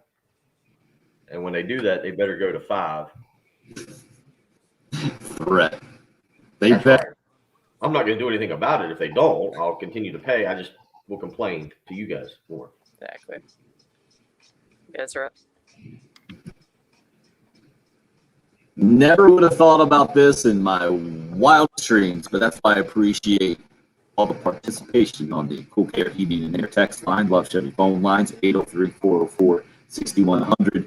And I like that American John says, I hate that, as he's waiting in on the YouTube live stream with the question, do you believe with the opportunity to make money now with name, image, and likeness that coaches should criticize individual players more than they have before? Would have never, ever made that connection in my brain or thought that to be a way of thinking. I think, Bill, because in my head, I don't know if you can demand more as a college coach on the big time level from football and basketball specifically than you have in years past. Maybe you would call them out more in press conferences and throw them under the bus from that perspective than you have in the past, but I don't see that changing at all. What about you? No, I mean, at the end of the day, you still got to go out and be able to recruit kids. And if you're out there throwing kids under the bus left or right or criticizing them more, that'll definitely be brought up on the recruiting trail. Now, there's a line there. I mean, there's a line that obviously coaches can go up to. But when you say criticize them more or should criticize them more, I don't think coaches will go out of their way to do that. It's just it's something that would come back to bite you on the recruiting trail if that's the direction you elected to go. I'll tell you this, I think it might change any level of forgiveness that fans have with college athletes, or maybe even, I hope it doesn't come to this, but how they treat opposing players as opposed to seeing them as guys on scholarship and not getting paid. If you know another guy is coming in, De'Aaron King, let's just throw him out there, right? The Miami quarterback that has been kind of the poster child for cashing in on name, image, and likeness in the first few weeks. If he's playing the Gamecocks in a bowl game or something, I can see some Gamecock fans being a little bit more ruthless or willing to take shots, make signs, whatever, if you know he's making six figures as opposed to being the traditional scholarship quarterback. Do you see that happening, Bill? Yeah, I mean, I can definitely see that happening. I think it's just with name, image, likeness. I was talking to a couple people about this week, and we've covered this multiple times. And what you just suggested, I can definitely see happening or it's going. But I still think we're kind of in the Wild West, so to speak, here, as Frank Martin put it, it's just buck wild out there. Is trying to figure out what the next step is. Like, I'm kind of surprised that we haven't heard more about it this week. Are you? That we haven't seen something else pop out that you're just like, well, it's crazy, but that's the times we live in with name, image, likeness. Yeah, after what happened in the first week with the Miami story, headlining things, and the Miami gym owner coming out and say, yep, $500 a month. Everybody on scholarship with the football program. Nope, I don't care about my business. I care about bringing the U back. And I've made a corporation with that name on it and trying to rally local businessmen and the whole thing. Maybe there isn't the appetite out there to invest that kind of money. Maybe big-time university athletic departments have gotten in the ear of all their boosters and saying, hey, let's not go this route. Here's why. You need to continue to give your money to us instead of do that because of we think legislation is going to come down the pipe or whatever. I don't know, but I was shocked when it came out that way so quickly, in that way from down in Miami. And now, yeah, I'm surprised that we haven't seen others trying to compete, even just from the PR standpoint, to say, no, Miami's not the only program doing that. We're doing that as well. And here's who we have involved and the whole deal. So, yeah, I'm surprised at how quiet it's been for sure in the last several days, week or so with name and likeness stuff. Yeah. I mean, you don't know what's going to pop up. And again, this will lead us into next week's that'll be discussed a lot. The conversations we'll have as coaches start to weigh in on it and what you hear from Shane Beamer. I'll be fascinated to hear what Mike Leach has to say on it, just because, who knows what direction he'll go with this thing. Lane Kiffin, I got to admit, I'll be interested to hear him and his viewpoint of it. You go over to the ACC, is they'll have their 2-day event and what the coaches over there will say. So it's going to be interesting to hear coaches now who've got to toe the line between saying, yeah, I do like this. This is good for our players. Our players are able to get out and actually promote themselves and make a little money while also trying to, like you said, back their university and not make it sound too much like, yeah, this is what you should do as a booster or a fan or whatever. You shouldn't go help us to the extent that you're not giving money to the university. Well, and then that's where the recruiting issues come in, right? Because in theory, it's one of the only rules out there that endorsements should not be contingent upon any kind of recruiting opportunity, or they basically shouldn't be offered until they are student athletes in your program and the whole thing. And we all know in reality, there's zero way to police that, right? This is how things have been done under the table for forever, and this is the only way you can see it continue to remain under the table. You give the old wink, wink. You have this opportunity. We hear that there's a great opportunity for you to make a little extra endorsement money if you come to our program. Oh, really? A family would have to ask, or a prospect, but any kind of idea what number that would be? I mean, well, we all know that is as shady as it could possibly be, and that's what the NCAA has to figure out how to get a handle on, and clearly hasn't. And I think it's one of the reasons that Frank Martin's so frustrated when we heard from him for the first time about this thing last week. And he said, I hope players get every last penny right now, because they didn't do anything. State lawmakers didn't do anything. Federal lawmakers didn't do anything. And the NCAA didn't do anything. So now that the opportunity is there. Interesting question from the Cool Care Heating and Air text line. Anonymous texter says, will it make a coach less likely to take a player out and make him sit when he knows that a big-time booster has lots of money behind that kid in terms of the name, image, likeness endorsement? My first response to that, my initial response is that's kind of ridiculous, but rethinking it on second thought, knowing how boosters have controlled college sports in a big-time way through the years, maybe it's not as easy to dismiss as I originally thought. What do you think, though? I don't know what's going to – I mean, no, I think when they step on the field and everything starts happening, it's hard for me to believe that Dabo Swinney or Shane Beamer or Nick Saban or Kirby Smart or whomever is in the middle of the game. They get agitated at a certain player. Maybe their position coach gets agitated. Honestly, I don't know. Like, if an offensive lineman misses several blocks, is it the coach's call or the offensive line coach's call to pull that guy out? But it's hard for me to believe that in that particular moment, that the coach wants to pull him out, but then looks over and is like, oh, yeah, that's right. He's got this big car dealership deal. I better not pull him out and upset that guy who's also giving us our coach's cars. I could end up with, a little tiny one. So at the end of the day, I don't see how that affects it. But let me give you the hypothetical, right? That guy, that big time booster, is also giving you kind of a blank check as a program to go out and get big time recruits and footing the bill for it, basically. Well, but here's the other thing about that. I don't see, when you say that big time booster, odds are that big time booster is wanting to win, and that's why he's doing the endorsement. Yeah. And if said player that trumps everything, right? Yeah, right. It's like, I'm sure there will be people who are in it for financial gain in terms of business, but by and large, the people who really go down this path, kind of like the Miami guy, the gym owner. Well, let's be honest. His main goal is winning, and he really doesn't care what 22 starters you use to make that happen. He just wants to win and rub it in his Gator and Seminole buddy's face. And so that big time booster, I understand where that question is going, but let's be honest. That if that guy's doing that, or that guy or that woman is donating that money and is endorsing that player, odds are they want to win. And if a kid's going out there and throwing 3 interceptions, or is missing blocks, or is fumbling, they are going to probably be yelling they'll actually probably be yelling the loudest if that kid does not get pulled out, right? For sure. And that's the tricky part in all of this. It is an interesting time. And that's why I'm interested in hearing how these guys approach it. You mentioned Mike Leach talking about this. at SEC Media Days next week. You guys know Mike Leach has a law degree. Like, it's all part of why he's one of the most interesting men, if not the most interesting man in college sports, much less college football in the SEC.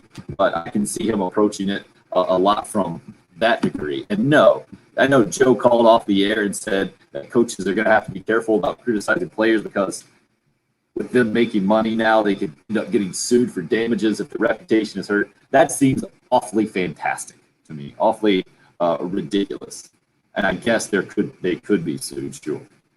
I mean, you can sue for anything in this country and the whole thing, but our coaches. Wait. Have we ever, hold on, have we ever seen that in the NFL?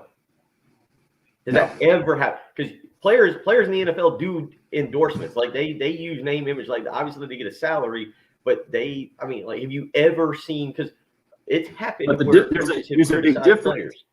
But there's a big difference because there's a players association, but I'm sure counsel guys to say, well, it's not, we can't do this. This is not in our best interest as a group and the whole thing. And that's the problem. I think that goes back to the frustration that Frank Martin expressed last week, that the NCAA hasn't set up anything like that.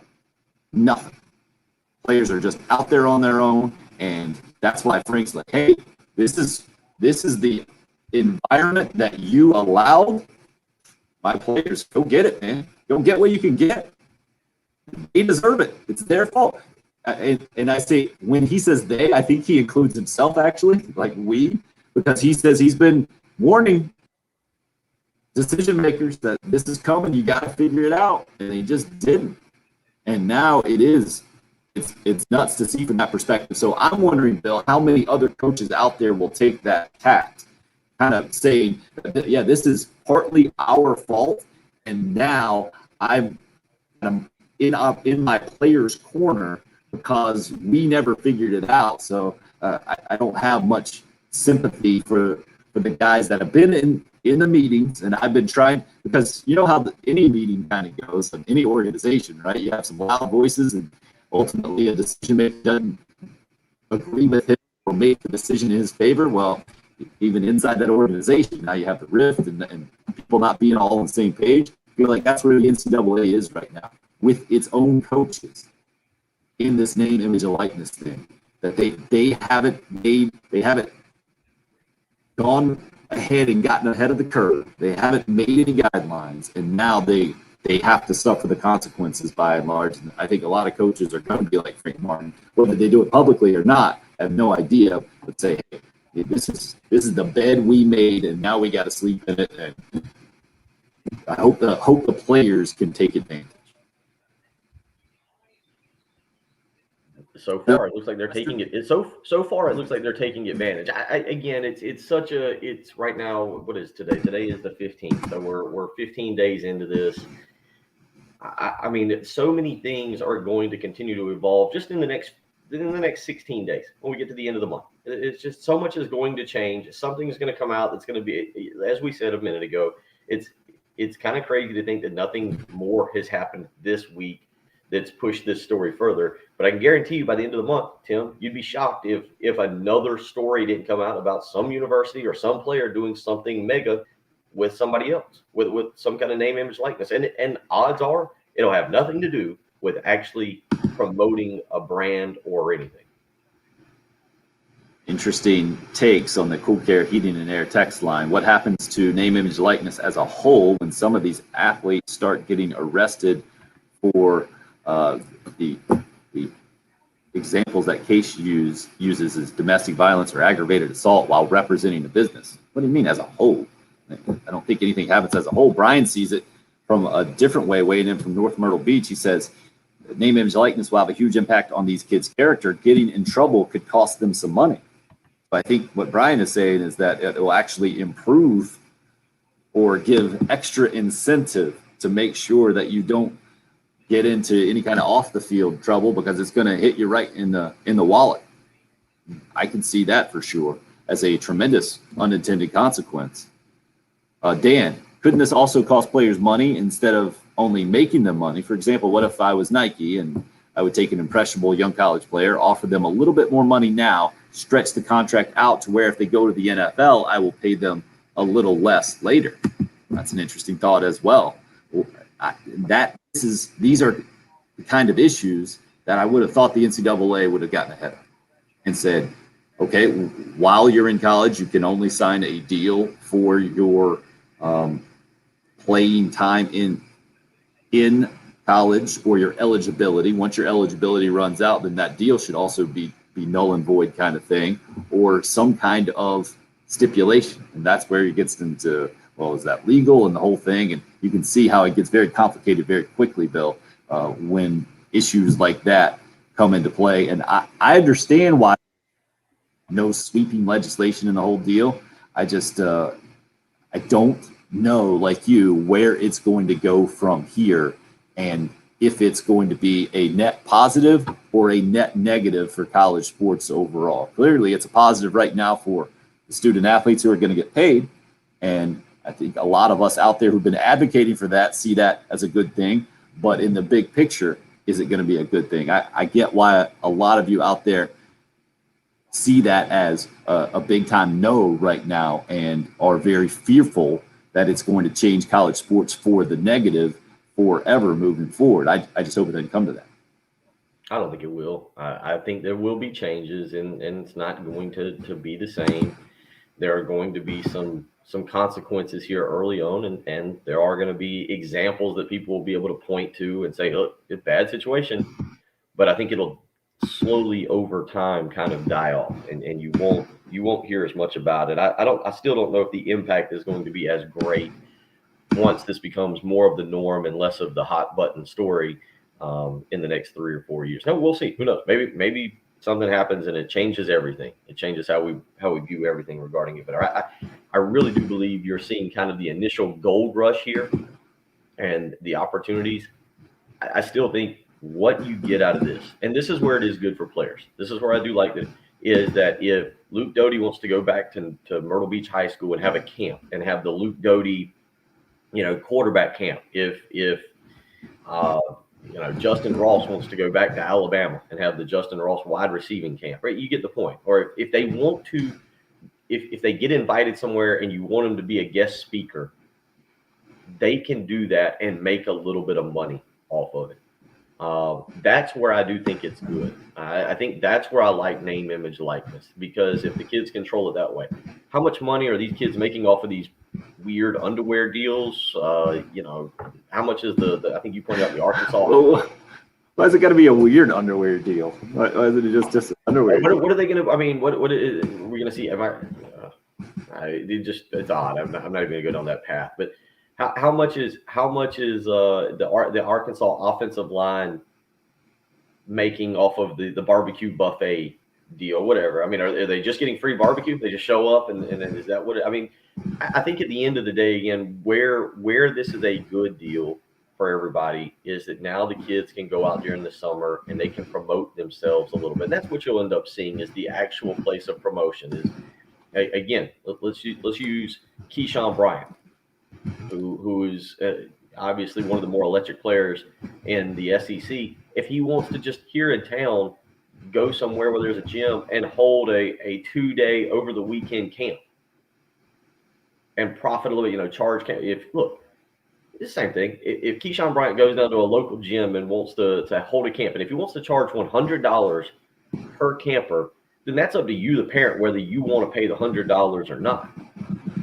But he can set the price himself, and he can make a little bit of money on it. Now, you probably got to pay the insurance on a gym. I used to run camps. I know how that works. You might have to. He can't do it all by himself. He's going to have to bring other people in, and he's going to have to probably pay them. There's a lot that goes with it. So I don't look at it in necessarily some of the bad light, like some of the Texers just did with domestic violence or with guys getting in trouble or with this. When it all slows down and settles in, I think you'll see more kids trying to do camps or trying to make money off of speaking engagements than going out and lining up some of the deals. Now you are going to have a few guys that go out and line up these deals and try to make money, but the majority of your money now can come from if you want to do a camp around the state of South Carolina, or if you want to go sign autographs. That's perfectly okay. There's nothing wrong with that. Now you want to, we'll see what happens. I think there's a lot of other ways to make money than some of the ways we're seeing so far. A Westwood One British Open update coming up, and We're going to get into our NASCAR pick segment with Darlington Raceway president, former USC Sports Information Director, Gary Tharp, as well. It's the early game. It's 107.5 The Game.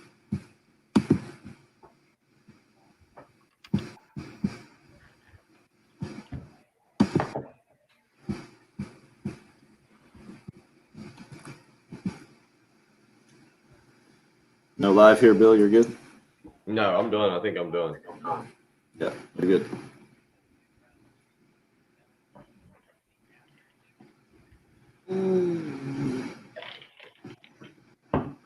Josh just sent us an email. I don't know if you saw it. Yeah, what do you think? Interesting.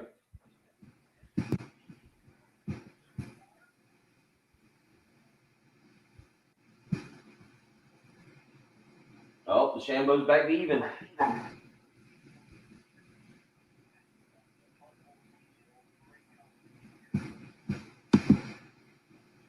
Battling back, huh?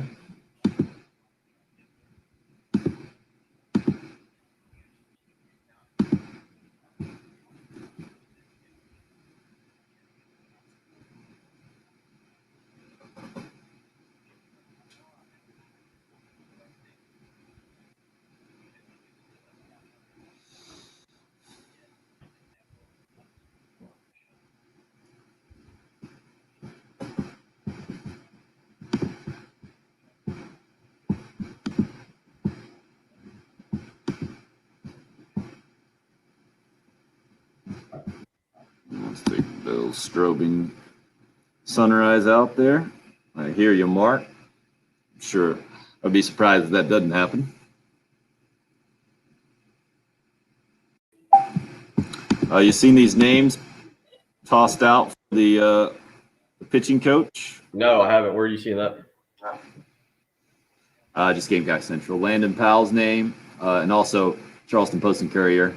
And the Liberty pitching coach, his name's Matt Williams, not the Matt Williams that played at Carolina first base a couple of years ago, but guy that's from Lancaster and played at Spartanburg Methodist and coached there and been at UNC Wilmington. Okay. Oh, Spieth's at 500. No way. 5? Co-leader. He's on 17. Whoa. Of course, because I didn't pick him this time. I picked him on all the other majors. He has bombed it down the fairway.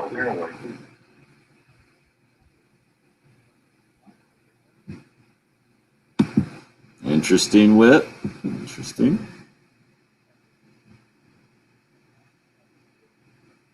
Is Landon still at North Greenville? Yeah.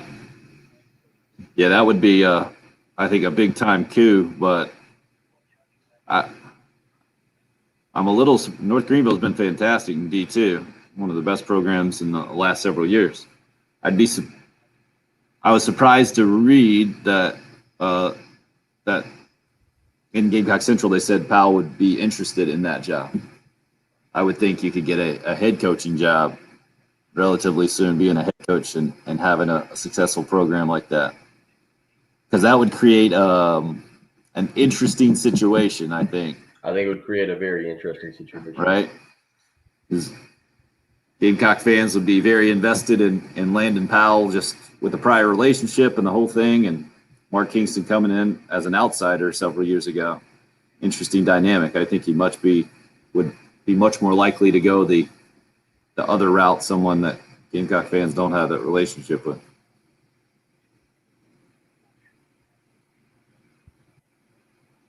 But if he wanted to make a popular hire, that would certainly be it.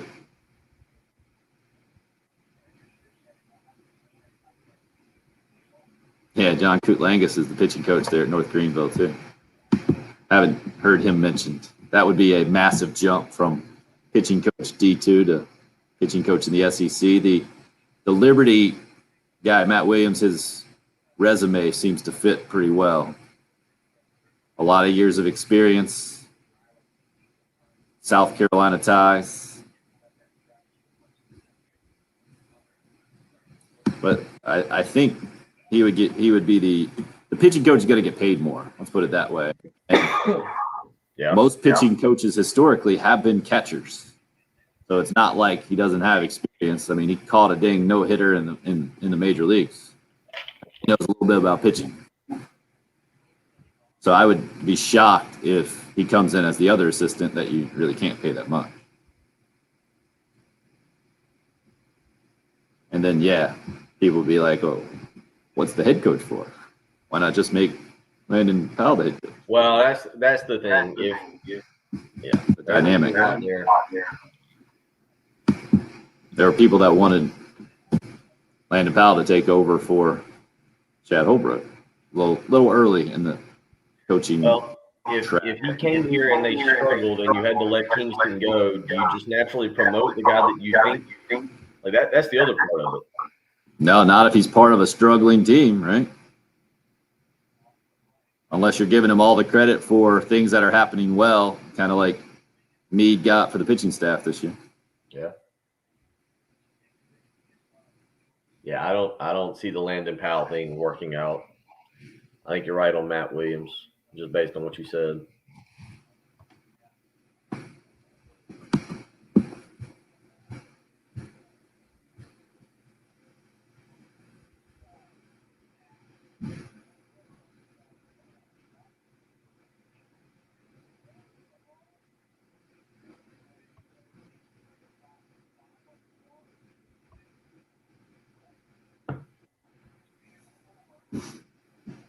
That's an interesting way to put it. Met his family by accident.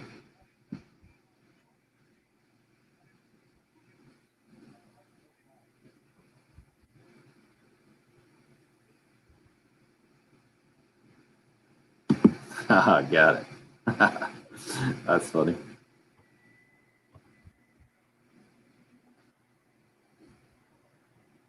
Man, it is hot out here. That makes it funnier, Mark. But I love it where it's so lively. That makes it creepy.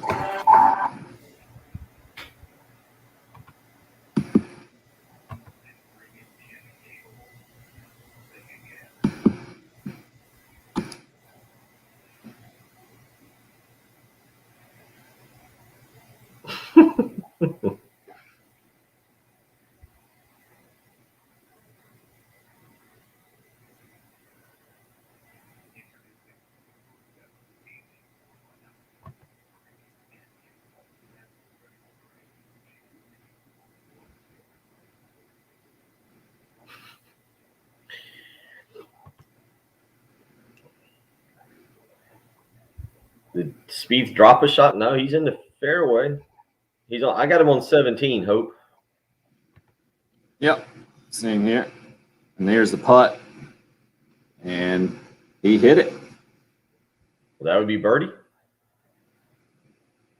I think that might have been a replay, though. Am I behind? I'm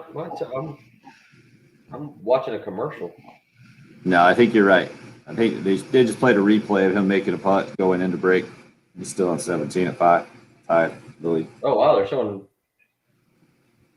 pretty cool castle here. King Henry II's castle.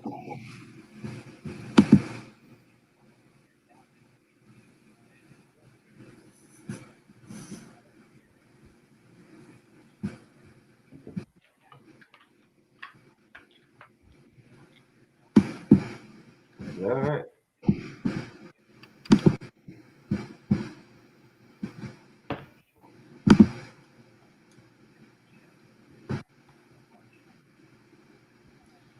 Rolling along on a Thursday morning with live sports has us in a good mood. Not that we're not usually in a good mood when we're joined by our esteemed guests on the Love Chevy phone lines right now. Darlington Raceway President Kerry Tharp joining us, longtime USC Sports Information Director as well. Kerry, how are you this morning, sir? Oh, I'm doing great. It's a beautiful day in Darlington, that's for sure.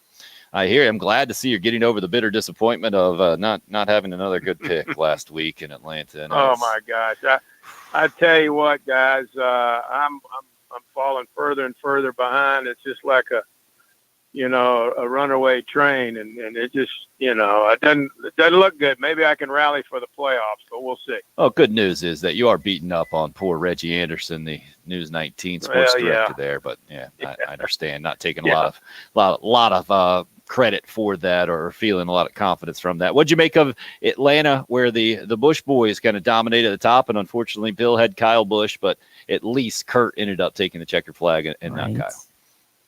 I thought it was great competition. Those guys obviously are brothers, but they're also big-time rivals. And they got probably one of the biggest sibling rivalries that the sport has seen in a while. Neither one of them likes to lose to the other one. I can tell you, Kyle Busch, that was a long plane ride home for him. He does not like to lose. Excuse me, and certainly doesn't like to lose to his brother, but I thought it was a pretty good race. I thought it was a big win for Kurt Busch. Mm-hmm. It really couldn't have come at a better time. It solidified his spot in the playoffs. It's his 8th straight season of having at least one win. And I think it just goes to show that he can still drive a race car.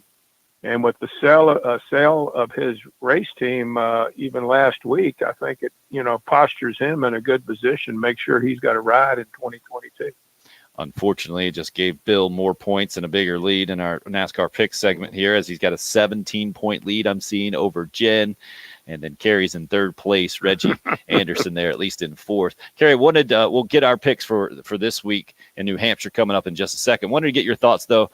SEC Media Days coming up, and it'll look a little different this year after not really even having it at all last year. I know you made a bunch of trips over to Birmingham in your day as USC Sports Information Director, and also it's kind of just talking season in general with they're calling it the Welcome Home Tour for Shane Beamer and company. How much does a coach's personality have to do with how well he's perceived this time of year when it is talking season? Oh, I think it goes a long ways, to be honest with you. And I think South Carolina, at least during the times that I was there, had some pretty good personalities.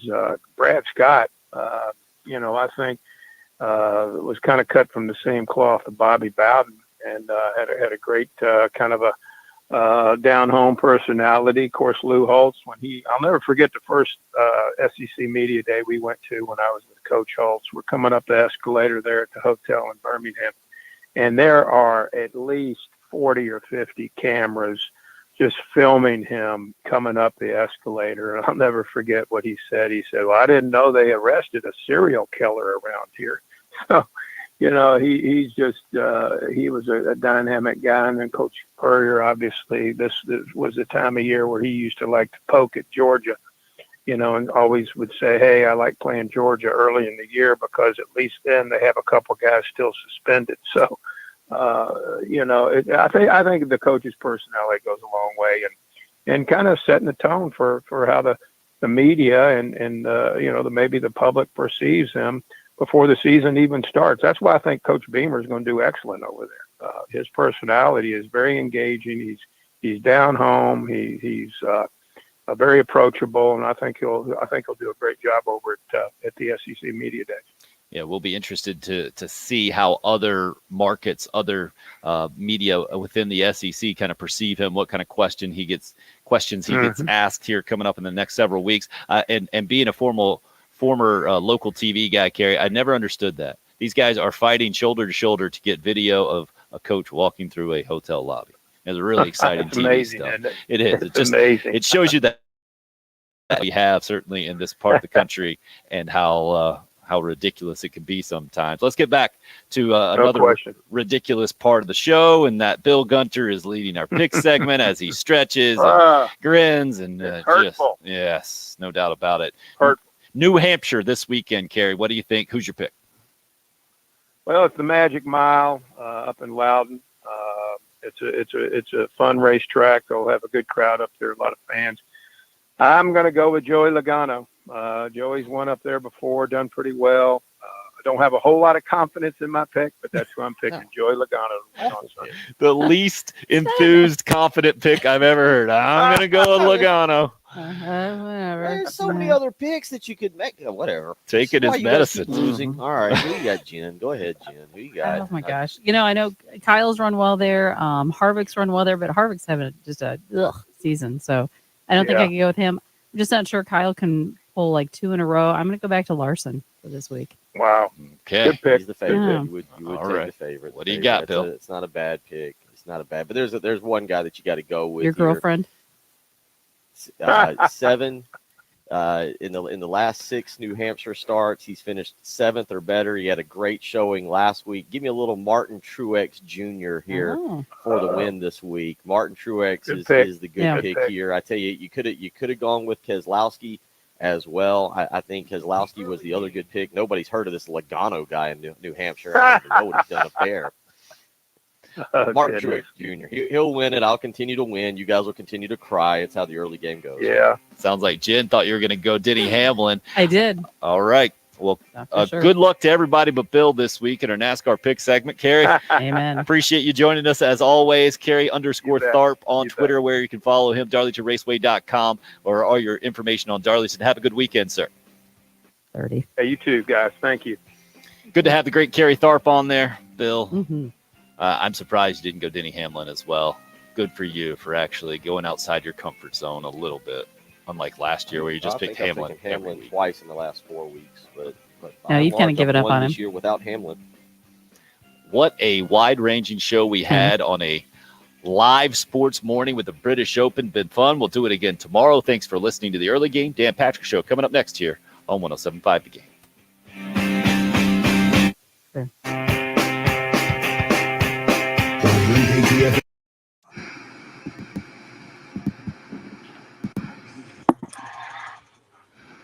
Thanks for checking us out on the live stream, guys. They got a little hairy. Sounds good, Anthony. Mark. Hamlin, Hammond, and McGill. Nice. And Hope. See you guys in the morning, hopefully. Yeah, hopefully. More British Open.